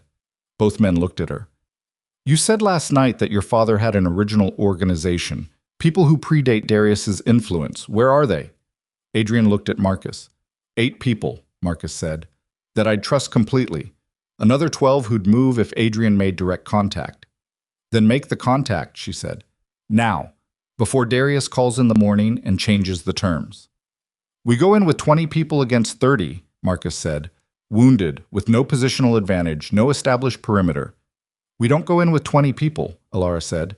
We go in with 20 people, and the element of surprise and the fact that Darius has been planning against a dead man and is not prepared for what walks through that door. She looked at Adrian. He set this up to receive a wounded man surrendering under desperation. He is not set up for an operation. Marcus looked at Adrian. Adrian looked at Elara. She's right, he said. She's a nurse, Marcus said. Not unkindly, as a fact. She's also the only person in this room who hasn't been inside this world long enough to mistake familiarity for understanding. Adrian pushed himself upright. The motion cost him. She saw it in his shoulder, in the compressed breath. And she didn't stop him this time. Make the calls. I want everyone staged 2 blocks from the warehouse by 5 a.m. No vehicles inside the perimeter until we're ready. Marcus left the room without another word, phone already at his ear. Adrian looked at Elara. You're not coming. I am. You're not a... If your lung fails inside that warehouse, she said, or your abdominal repair opens, or your blood pressure spikes at the wrong moment, you need someone who can manage it. Ortega can't come. He needs to stay here in case Serena needs immediate care when she's out. She met his gaze. I'm the medical support. That's my function. That's why I'm going. He looked at her for a long time. The light in the room was the particular yellow of artificial illumination before dawn, and it made everything look more worn than it was. His face was still too pale. His shoulder was held at the careful angle. How was a man who had been shot 3 times 4 days ago and was planning to walk into a warehouse full of armed people, and he was looking at her with an expression that had stopped being readable by any clinical framework she had. If anything goes wrong, he said, things will go wrong. They always go wrong. You manage what goes wrong, and you keep moving. She held his gaze. I know how to do that. A pause that lasted long enough to be a decision. Stay behind Marcus at all times, he said. You don't move without his signal. If I tell you to leave, you leave. Within reason, she said. His jaw tightened. Elara. Within reason, she said again. That's the deal. Take it or I'm calling Ortega in here, and we're doing this the way that makes medical sense, which is you staying on this table until next Thursday. Something moved in his face. Not quite amusement. Something more compressed than that. Something that lived in the same space as all the other things he didn't say. Within reason, he said. Good. She stood up. Then let's go. The warehouse district in the hour before dawn was the loneliest geography in Phoenix. Wide streets between dark structures. The orange wash of sodium lights. No foot traffic. No life. The particular silence of industrial space that had never been meant for human comfort. The Suburban moved through it without headlights for the last 4 blocks. Marcus navigating from memory and instinct. And in the back, Elara sat with a medical bag Marcus's people had assembled from Ortega's supplies and watched the building slide past and kept her breathing deliberate and even. Adrian was in the front passenger seat. He'd been quiet for 20 minutes, not the resting quiet, but the operational quiet, the internal state he moved into when he was running variables. She'd learned to distinguish them. She watched the back of his head and tracked his breathing by the movement of his shoulders and noted that it was holding steady, which was the best she could ask for. Her phone showed 4:47 a.m. Darius would call at 6, maybe earlier. Once he did, whatever ground they'd gained by moving first would start to erode. Marcus pulled the Suburban to a stop on a cross street 2 blocks north of the target property. Through the windshield, Elara could see nothing that looked like anything, which was presumably the point. Marcus killed the engine. We have 16 people in position, he said. North and west approaches are covered. Reyes has 3 people on the roof of the building directly east, sight lines into the warehouse's upper windows. He looked at Adrian. South entrance is the main access. That's the door Darius will expect you to come through. Then that's the door I come through, Adrian said. East service entrance is unwatched. That's where the rest of our people go in. Timing. You enter through the south. You give me 3 minutes to get the east team positioned inside. Then whatever happens, happens. Marcus paused. The moment Darius's attention is on you at the south door, our people have the interior. He'll have Serena somewhere visible, Adrian said. He needs her visible. It's leverage and it's theater, and Darius understands both. He turned his head and looked at Elara in the back seat. When you're inside and Serena is located, that's your priority. Get her out of his direct control. Not to me, not to Marcus. Out. Understood, she said. Elara. I said understood. He held her gaze for 2 seconds. Then he turned back to the front and opened his door, and the city's pre-dawn air came in, dry, slightly cool, carrying the smell of concrete and distance, and they got out into it. The south entrance to the warehouse was a rolling steel door, partially raised, an invitation that was also a statement. Light came from inside, the orange-white of industrial work lights, spilling out onto the cracked asphalt. Elara could hear voices. Multiple. The low-frequency arrangement of armed people occupying a large space. Adrian stood outside the door for exactly 3 seconds. She watched his face in the spilled light. She watched him do the things she'd seen him do in the hospital, the inventory, the assessment, the cold-eyed cataloging of a situation. She watched his jaw set. She watched him breathe once, deliberately, and she saw in that breath the exact cost of what he was about to do. Not fear, but the acknowledgement of pain, of limitation, of a body that had been through something catastrophic 4 days ago and was now being asked to walk into a building full of people who wanted it to stop functioning entirely. He looked at her over his shoulder. Just once, just for a moment. Then he walked through the door. She followed Marcus through the east service entrance 40 seconds later. Inside, the warehouse was vast and lit with the brutal clarity of portable work lights arranged at intervals along the concrete floor. It smelled like metal and old dust, and the particular staleness of a building that had been sealed and then reopened for a purpose. The ceiling was 40 feet up, a lattice of old structural steel and skylights that showed the faint pre-dawn gray. The floor had been cleared of the debris that normally accumulated in abandoned industrial space, cleared deliberately, recently, which meant this had been staged. Which meant Darius had been planning this specific location for longer than Adrian had known. Elara absorbed this in 2 seconds and filed it, and kept moving. Marcus had his hand at her elbow, not gripping, guiding, a light directional pressure that told her where to go without words. They moved along the east wall in the shadow of the structural columns, and she counted the people visible from this position. 8, 10, 12, all armed, all oriented toward the south entrance where Adrian had just walked in. She found Serena with her eyes before she found her physically, located her by process of elimination, by looking for the element in the arrangement that didn't match the operational setup. There, the northeast corner. A column with a support brace and a young woman sitting on a crate with her wrists bound in front of her, and 2 men standing within arm's reach. She looked exactly like her photograph, frightened but not destroyed, holding it together through whatever particular veil quality of controlled dignity ran in the bloodline. Elara looked at Marcus. He'd seen it too. At the center of the warehouse floor, 30 feet from the south entrance, Darius Vale was watching his cousin walk toward him. She'd built a picture of Darius from everything Adrian had told her in the pre-dawn hours, and from the operational reality of what he'd done in the last 6 weeks, and the man who matched that picture was not what she'd constructed. He was younger than she'd expected, early 40s, lean, dressed without ostentation, with an unremarkable face that was probably the most useful thing he owned. He looked like a mid-level executive. He looked like someone you forgot immediately after meeting. That was the disguise, she understood. The invisibility of the utterly ordinary. I was watching Adrian approach with the expression of a man watching something he'd calculated correctly. "You look terrible," Darius said. His voice carried easily in the warehouse. Not loud, just precise. The acoustics did the work for him. "You look the same as always," Adrian said. He'd stopped 10 feet from his cousin. His hands were at his sides. His posture gave nothing away. The pain in his shoulder, the compromised lung, the abdominal wound that Ortega had repaired and Elara had nursed and which was, she knew, operating right now at the edge of what held. "Where's Serena?"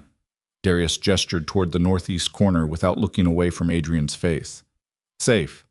She stays that way as long as this conversation goes well. Then let's have a conversation. I'd rather have a resolution. Darius tilted his head slightly. The gesture was almost academic, a man examining a specimen. You came. I didn't think you'd actually come. I thought Marcus would talk you out of it. Marcus knows better. Does he? Darius's eyes moved briefly to the east wall, not tracking anything specific, just accounting for possibilities, the habit of a careful man. How many did you bring? Enough, Adrian said. Darius smiled. It was a mild smile, the smile of a man who had already run the numbers. I have 31 people in this building. I have Philip Carver on a phone call away from making your surviving long enough to be arrested into a problem of its own. And I have your sister, who I have been, let's say, managing for the last 12 hours. The smile stayed in place. What I don't have is a reason to let this be complicated. You can hand me what I'm asking for, formally, in front of the people in this room, a recognition of transfer of authority, and Serena goes home tonight and you go, he paused, somewhere appropriate. Somewhere appropriate, Adrian said. Somewhere that isn't here, isn't Phoenix, isn't any part of this. Darius spread his hands, a gesture that was almost reasonable. I'm not asking for something grotesque. I'm asking for what was always going to happen eventually. You've been managing something too large for one person for 7 years. You're tired. You've been shot 3 times. The organization needs stability. He paused. I can provide that. You put 3 bullets in me, Adrian said. I made a decision, Darius said, for the organization's long-term health. You had become a liability. Too visible. Too many federal eyes. Too much personal history with people who wanted you gone. He held Adrian's gaze. I made the same kind of decision you've made dozens of times. Don't pretend otherwise. The difference, Adrian said, is that I never made it about family. Something shifted in Darius's expression. Just slightly. Just enough. No. You just let family become collateral damage through inaction. His voice lost some of its precision. Not anger. Something with longer roots than anger. Your father left me nothing. You inherited everything he built, and I was managed, handled, kept useful enough to not be a problem. The smile was gone now. I made myself indispensable to you for 11 years. I built half of what you're standing in, and you never once... He stopped, recomposed. The precision came back. This isn't personal. This is business. Give me what I'm asking for. Adrian said nothing for 4 seconds. No, he said. Darius looked at him. No, Adrian said again. You don't get it because you asked. You don't get it because you have 31 people and a compromised deputy commissioner. You don't get it because you have Serena. His voice was completely level. You planned this for 6 weeks, and you planned it well, and you got to this moment, and the answer is no. Darius's composure held for 2 more seconds. Then he nodded to the man on his right. The man raised his weapon, and the east wall of the warehouse came apart. Not literally, but the effect was close enough. Marcus's signal went out at the precise moment Darius nodded, and the 16 people who'd been staged and waiting in the darkness of the east approach came through the service entrance and the upper access point simultaneously, and the sound of it, boots on concrete, doors crashing, the hard shouted commands of men moving with purpose, hit the warehouse like a pressure wave. Darius's 31 people were oriented toward the south. They'd been watching Adrian. They had not been watching the east wall. 3 seconds of absolute chaos followed. Elara moved. She didn't think about it. The decision had already been made in the pre-dawn planning, when she'd located Serena's position and calculated the distance, and decided that when the moment came she would move in the first 3 seconds, because after that the geometry of the situation would change in ways she couldn't predict. She went along the east wall at a run, low, close to the structural columns, her medical bag banging against her hip, and she was crossing the northeast quadrant of the warehouse floor before anyone in Darius's camp had fully processed what was happening. The 2 men guarding Serena turned at the noise from the east entrance. They did not turn toward Elara. She reached Serena in the same moment one of the guards registered peripheral movement and began to turn back.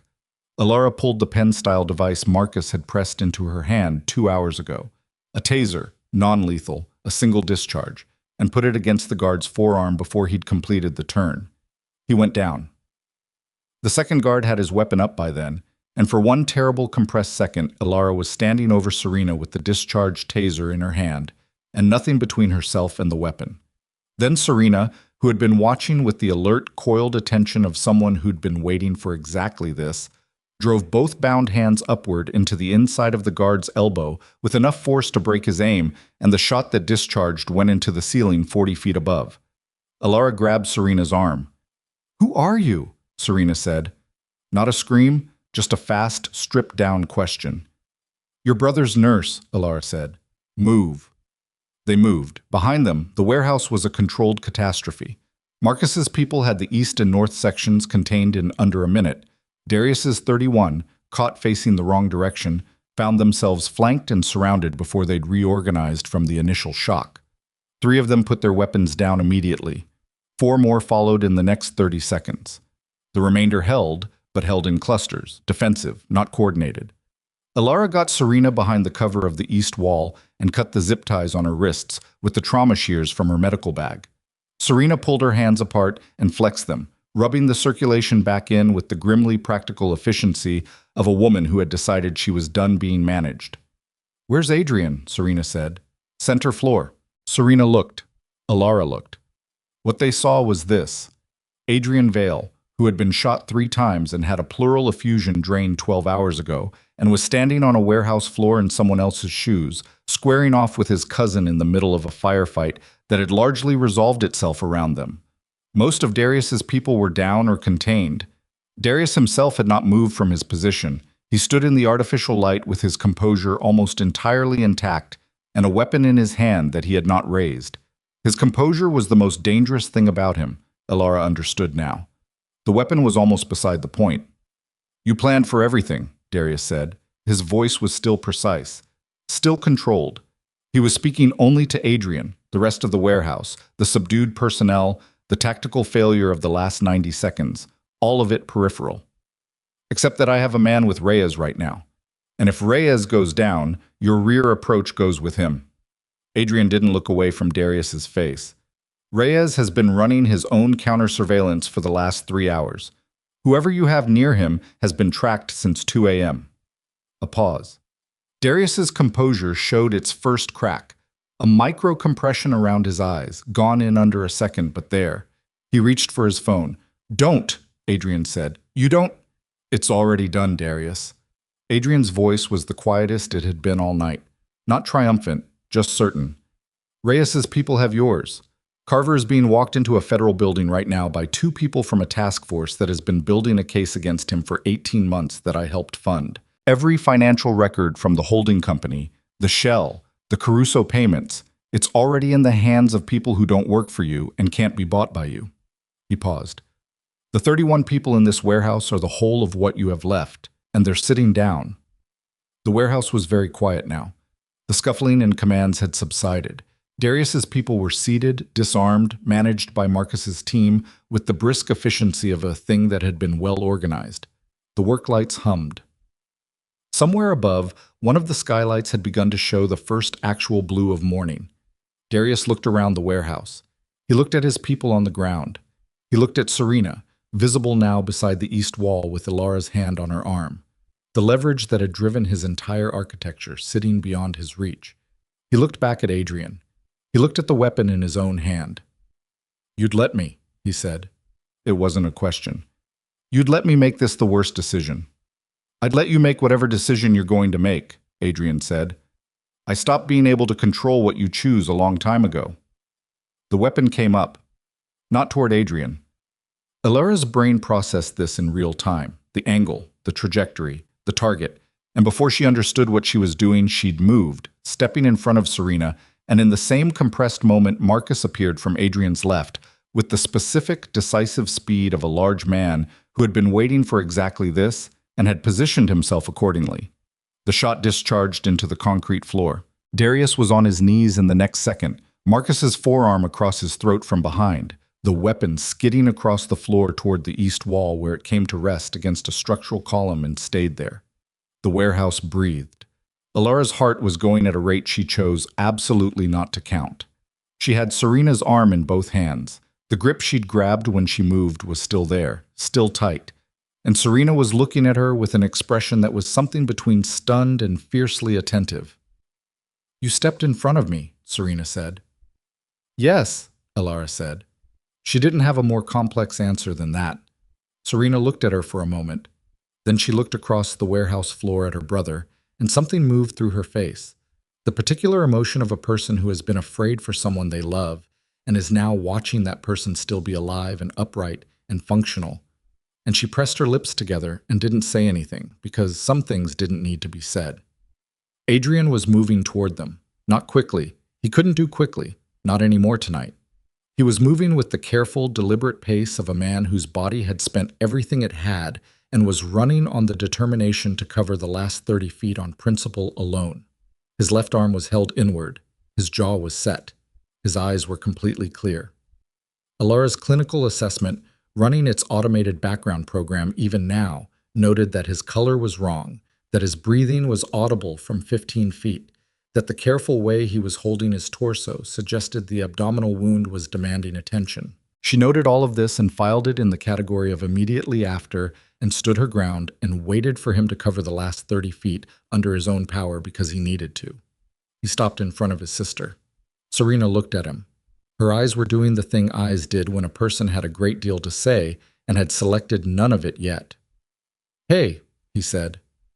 "Hey," she said. Her voice cracked on the single syllable. She put her arms around him, carefully, the careful embrace of someone who knew exactly where it hurt, and his eyes closed for a moment and he stood in it. Then he looked at Elara over Serena's shoulder. She looked back at him.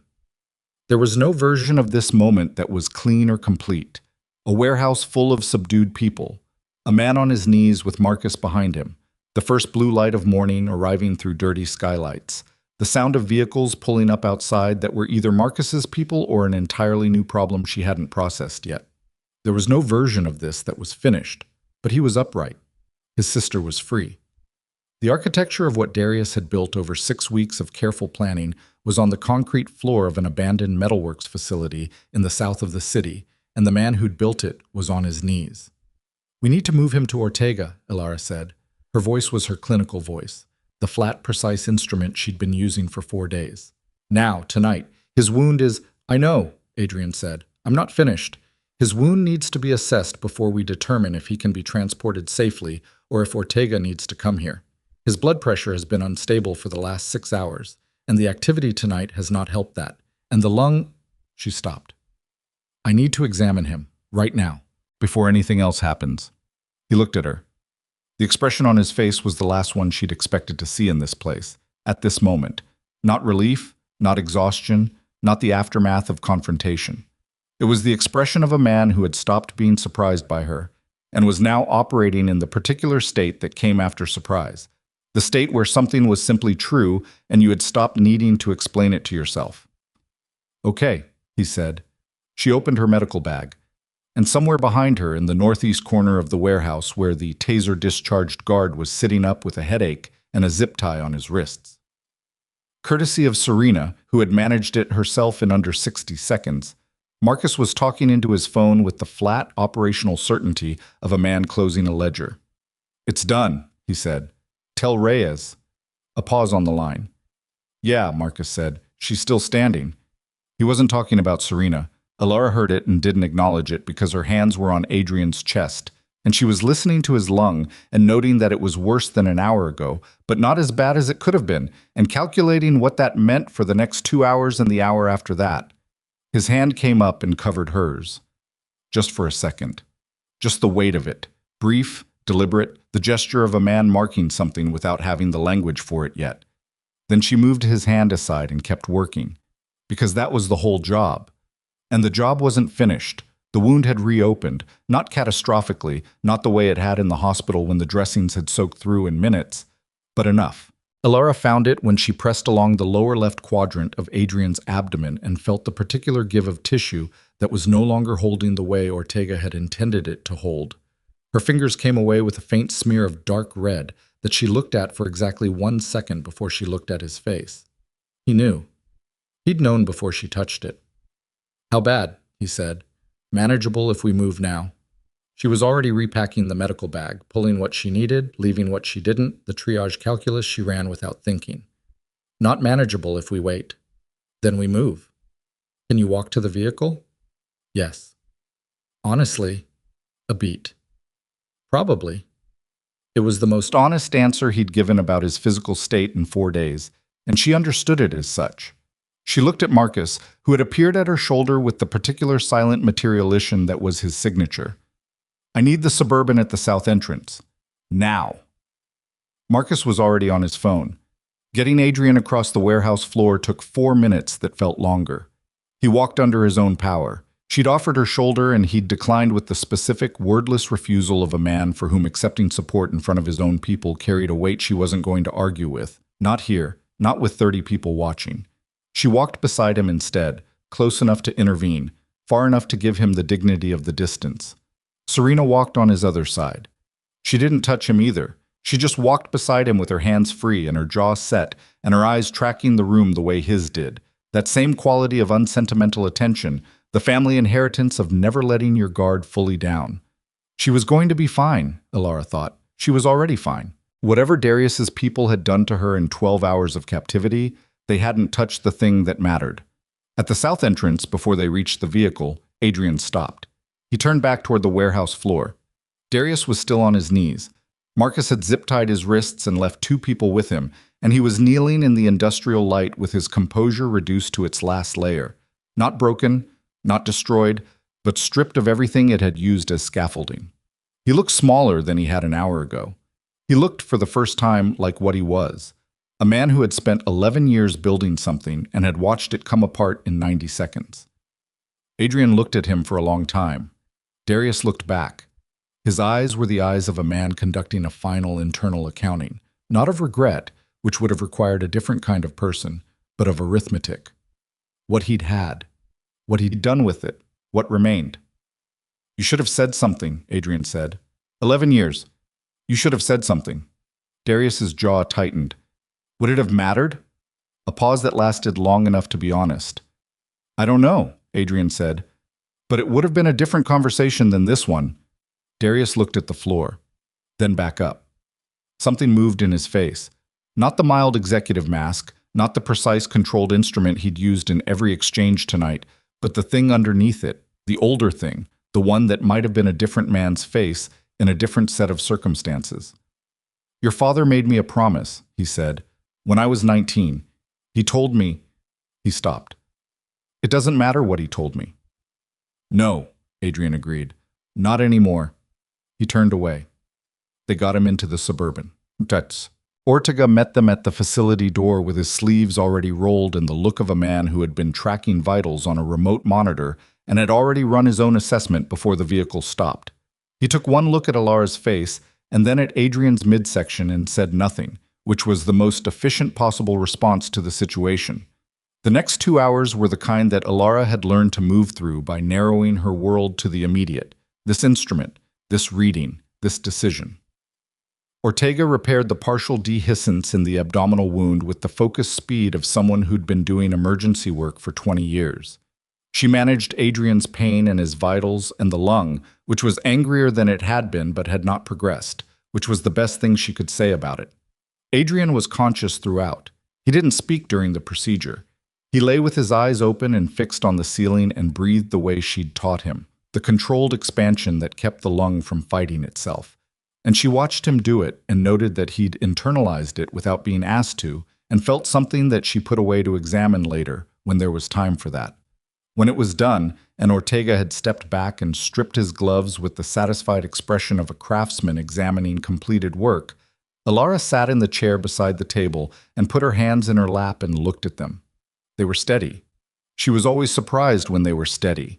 She'd been surprised every time for 3 years, every trauma, every crisis, every moment where the gap between what she was facing and what she was capable of had seemed larger than the space between them. The hands were always steady. The rest of her caught up later, in the quiet, where no one needed to see it. You can sleep, Adrian said. She looked up. He was watching her from the table, the same careful attention he'd been paying to her since Trauma Table 3, the reading the room quality that she'd told him to stop, and he'd never stopped. I'm fine, she said. You've been awake for, he paused, calculating, 31 hours. I've done longer. I don't doubt it. He held her gaze. Sleep. I'm not going anywhere. You said that before. I meant it then too. His voice was rougher than it had been, the quality of a man running at the very bottom of his reserves, but the clarity in it was intact. Ortega is here. Marcus is outside. Serena is... He glanced toward the outer room where Serena had installed herself with a phone Marcus had produced and was conducting what sounded like a systematic campaign to locate every person she needed to speak to. Serena is managing. She's remarkable, Elara said. She's 24 and she's been managing things since she was 12. His voice carried something when he said it, not quite pride, not quite grief. The particular tone of someone who loved a person and knew exactly what that person had paid. She shouldn't have had to be. He stopped. That's mine to carry. Elara looked at him. The facility's lighting was better than the warehouse's, warmer, less brutal, and in it he looked exactly as worn as he was. The gray had left his skin somewhere in the last hour. He was pale now in the ordinary way of a man recovering from significant blood loss and repeated trauma, not the death pale of the man who'd been on trauma table 3. The difference was the most important thing she'd measured all night. Adrian, she said. He looked at her, Matt. What happens to Darius? Not a question exactly, the shape of a question, but with the weight of something that needed answering regardless of the form it took. She'd been carrying it since the warehouse. The image of him on his knees, the accounting in his eyes, the thing Adrian had said to him before turning away. It would have been a different conversation. She'd heard what lived inside that sentence. He'll answer for what he did, Adrian said. To the people who have the standing to make him answer. He paused. Not to me. Not personally. Why not personally? Because that's not justice. That's just me. He met her eyes. And I spent 11 years watching what happens when personal replaces principle. I'm not doing it again. She sat with that. It was the kind of answer that deserved sitting with, not because it was complicated, but because it was the opposite of complicated. And simplicity in a man like Adrian Vale was never accidental. It was chosen. It was cost. The federal task force, she said, the one building the case against Carver. You've been funding it. For 18 months. Before the shooting. Yes. She absorbed this. You were already planning to dismantle it, your own organization. I was planning to dismantle the parts that couldn't survive contact with the future. He breathed carefully. There's a difference between what my father built and what it became. He built something because he understood how to create leverage in a city that had no rules. What it became, he stopped. I've been managing decline for 7 years and telling myself it was stability. And now? Now Darius did me the favor of forcing the question.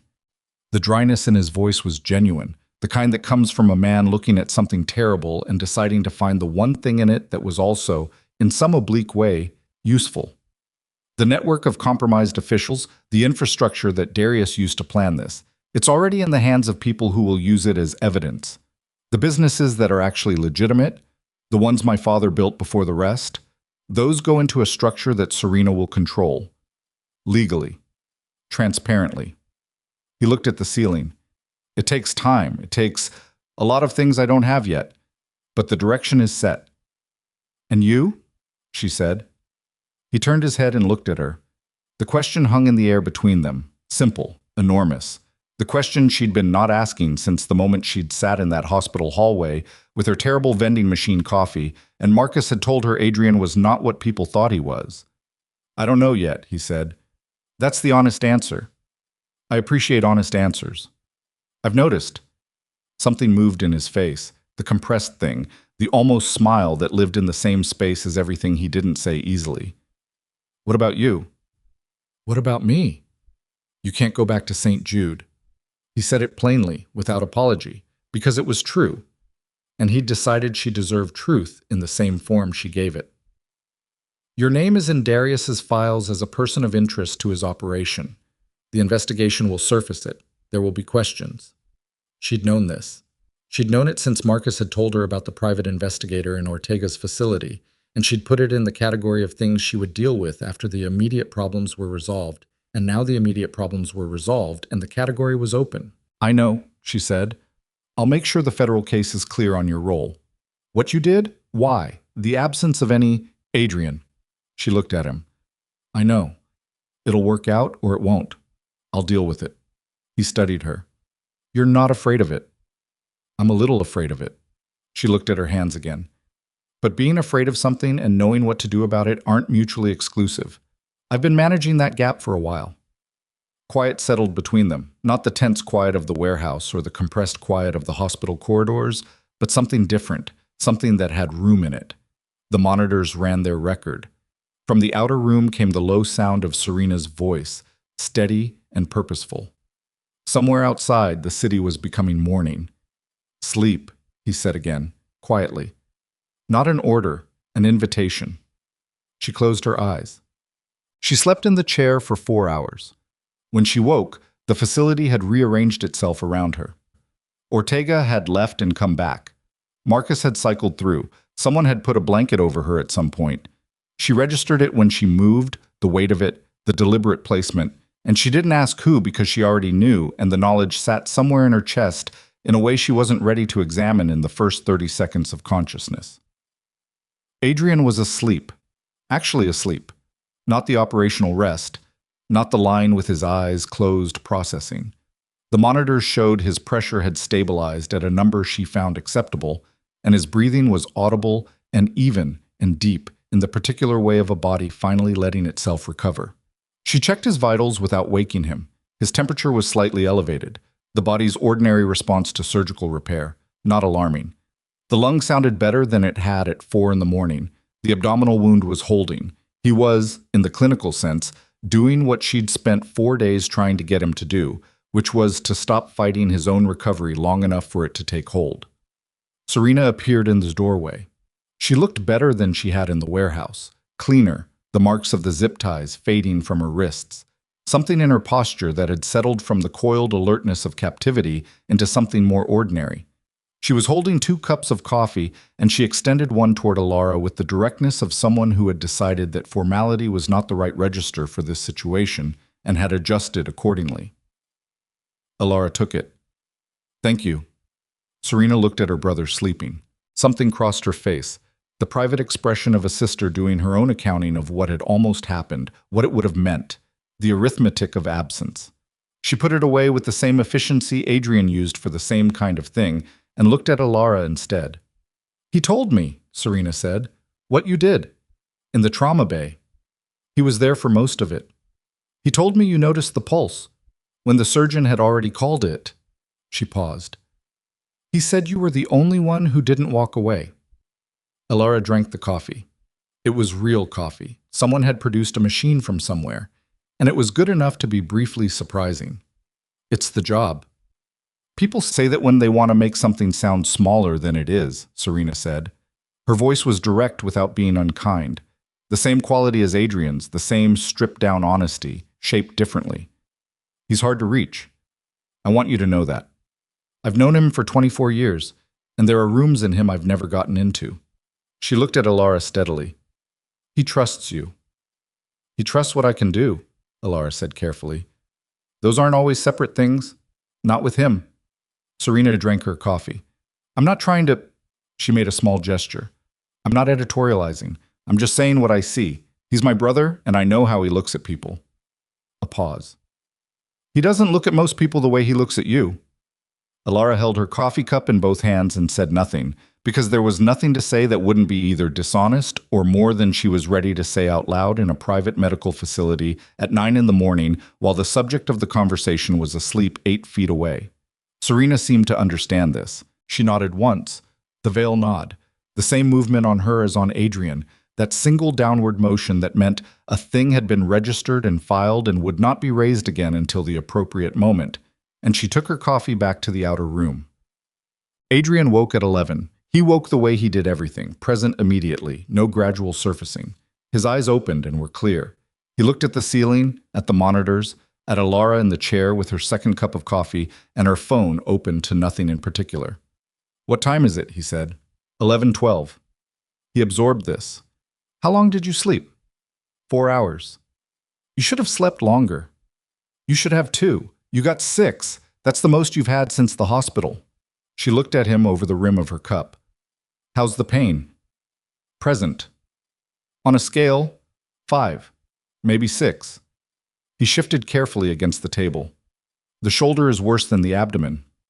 The shoulder wound cracked the scapula. It's going to be worse for longer.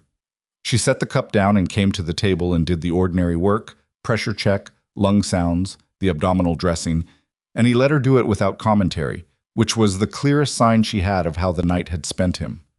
The lung is better, she said. I know. I can feel it. You shouldn't be able to feel the difference.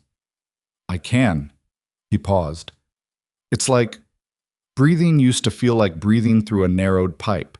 Now it's just breathing. She made a note. That's the pleural drainage. The fluid was compressing the lower lobe. She put the chart down. Another week of rest and you'll be closer to functional. 2 weeks before I'd be comfortable with a week, he said.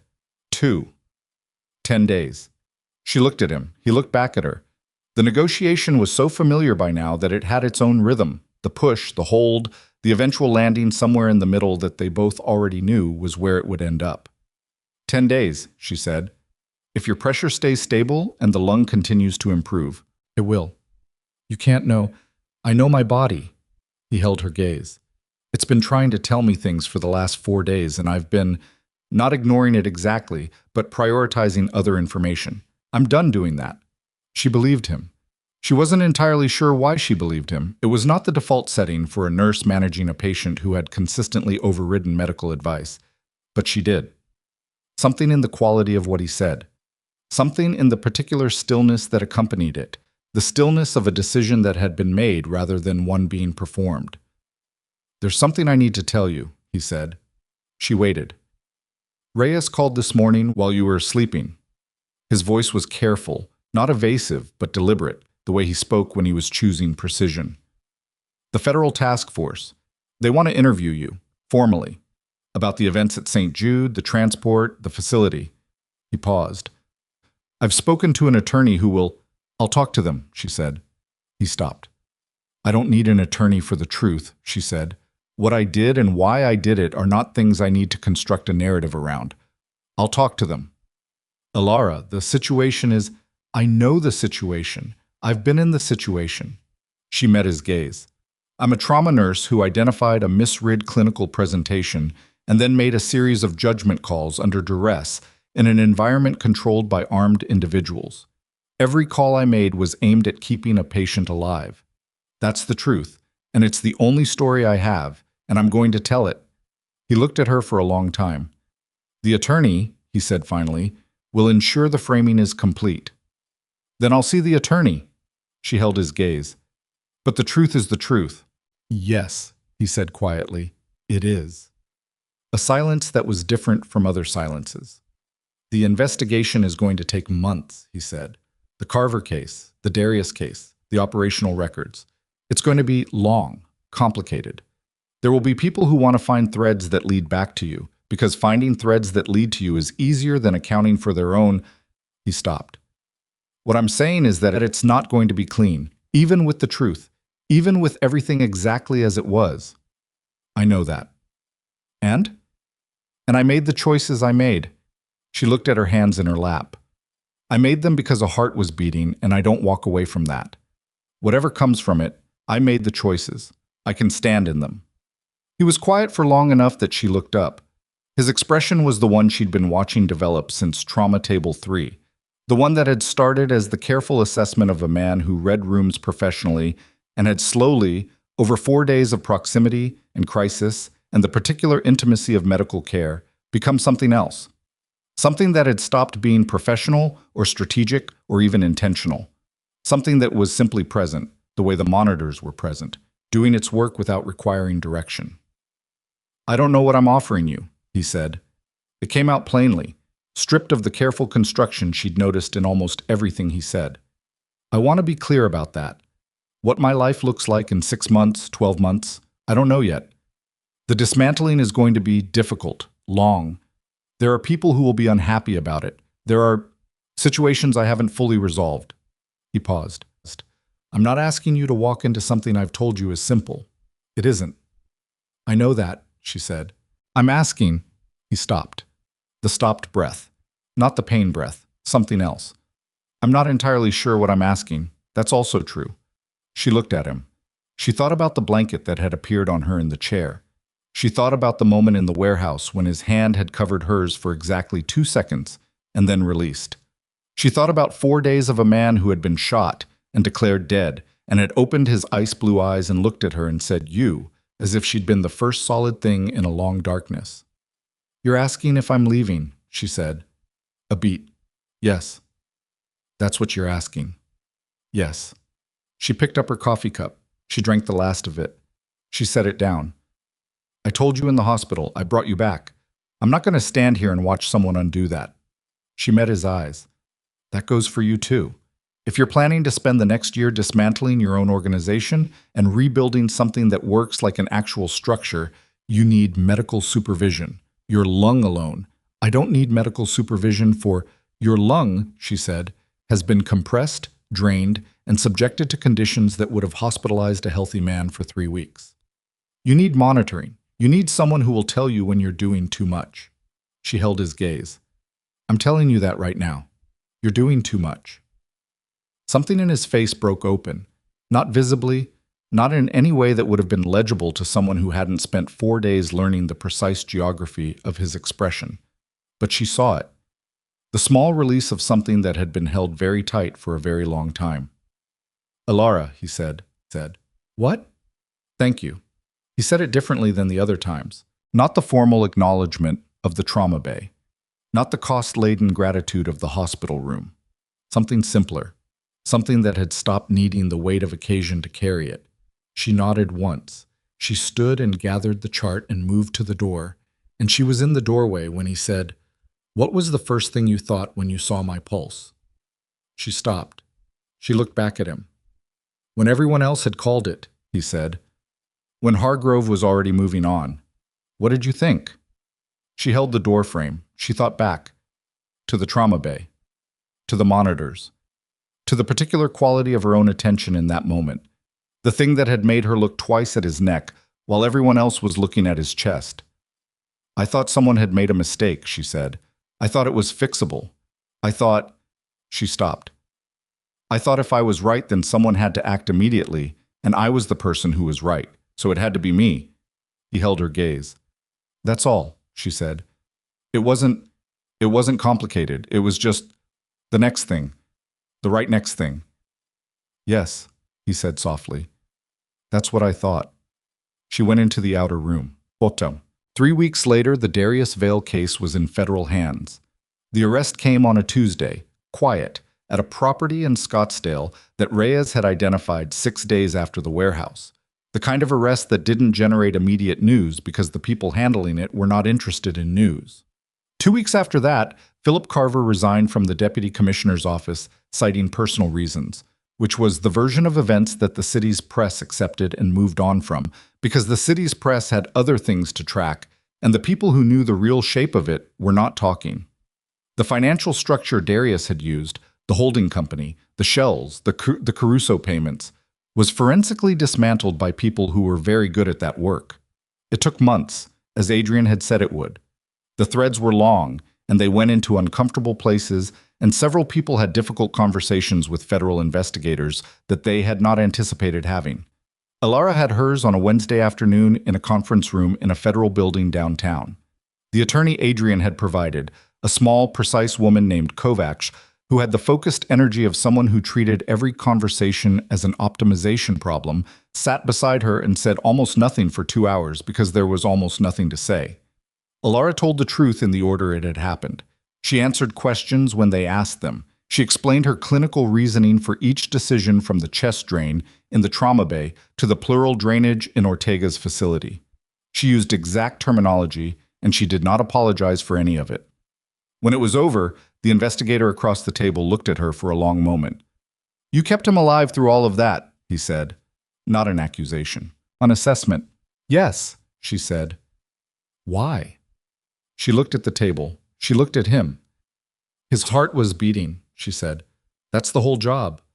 He wrote something down. He didn't ask her anything after that. She didn't go back to St. Jude, not because she couldn't. Kovacs had made certain the clinical record was clean, and Dr. Hargrove had provided a statement that was more generous than she'd expected from a man whose pronouncement she'd effectively overridden. But because the version of herself that had walked into that trauma bay, 9 hours into a shift and noticed a pulse and acted on it, was not the same version that would walk back through those doors. Something had changed in the intervening weeks that couldn't be unchanged. The way fractures healed and left the bone denser at the break than it had been before, but also permanently altered. She took a position with a private medical consultancy that Ortega was connected to. The work was not identical to emergency nursing, but it used the same foundation: clinical assessment, crisis management, the particular skill of remaining functional in situations that required something more than training. She was good at it. She'd always been good at the part of medicine that was about what you did when the situation exceeded the protocol.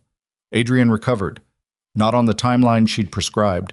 The 10 days extended to 14 because his blood pressure staged a 2-day revolt in the second week that required her to have the precise and unsentimental conversation with him about what happened to people who treated their own recovery as a scheduling inconvenience. He listened. He complied. In the specific way he complied with things, completely and without drama, once he'd determined that the case for compliance was sound. On the 14th day, she listened to his lung for the last time in a formal clinical capacity and found it clear. His oxygen saturation was 96%, which was not perfect but was the best she'd gotten from him. His blood pressure was borderline. His shoulder would be a project for months. "You're stable," she said. "I've been stable for a week." "You've been marginally acceptable for a week." She hung the stethoscope around her neck. "Stable is different." He was sitting up, fully, without the IV pole, without the careful arrangement of pillows that had characterized the first 10 days. He was in ordinary clothes, which made him look different from the hospital-gowned version she'd been managing. Less vulnerable was the obvious word, but it wasn't the right word. He'd never been vulnerable. Not exactly. Just reduced, temporarily operating below his own capacity. Now his capacity had come back. She became aware, in the specific way she became aware of things she'd been not looking at, that she was standing very close to the examination table and he was sitting on it, and the distance between them was small. "The consultancy position," he said. "Ortega said you'd confirmed." 2 weeks ago. "He didn't tell me until yesterday." "I know." She held his gaze. "I wanted to figure out what I was deciding before I explained it to anyone." "And what were you deciding?" She thought about St. Jude, about Trauma Bay 3 and 9 hours into a shift and a flat monitor, and the particular quality of attention that had made her look twice when everyone else had already looked once and moved on. She thought about what she'd said to the federal investigator. She thought about what Serena had said in the morning quiet, and what Adrian had said in the warehouse light, and what Marcus had said in the stairwell the night she'd put her hand on a push bar and changed the geometry of her own life. "Whether this was something I was choosing," she said, "or something I was falling into because the situation had momentum and I was too tired to look up." "And?" "It's a choice." She said it clearly, the way she said things that were certain. "I want to be clear about that. What I'm doing and why I'm doing it are things I understand and have decided. I'm not—" She stopped. "I'm not someone who lets momentum do the deciding." He looked at her. The look was the complete one. Not the room reading, not the clinical assessment, not the calculating distance. The one that had no professional function, that had grown up between them over 4 days of crisis and had not resolved when the crisis ended, that had been sitting in the space between them for 3 weeks, waiting for the moment to arrive. "No," he said. "You're not." Outside the facility's windows, the East Valley was doing its ordinary morning, traffic moving, the sky going from pale to blue, the city working through the first hour of a day that looked like every other day from the outside. From the inside, it was the first morning in 3 weeks that had no immediate crisis requiring management, no vital signs to track, no next thing bearing down with urgency. She was aware that this was what other kinds of life felt like. The ordinary weight of time with space in it, the unscheduled morning, the next hour that had not already been determined by someone else's emergency. She was aware that she had chosen to be in it. "Serena is in the outer room," she said. "I know. She wants to talk to you about the property transfer." "She can wait 10 minutes." "She's been waiting." "Elara." He said her name the way he'd been saying it since the hospital. Not calling her, not directing her, just placing it in the air as if the sound of it clarified something he couldn't otherwise articulate. 10 minutes. She looked at him.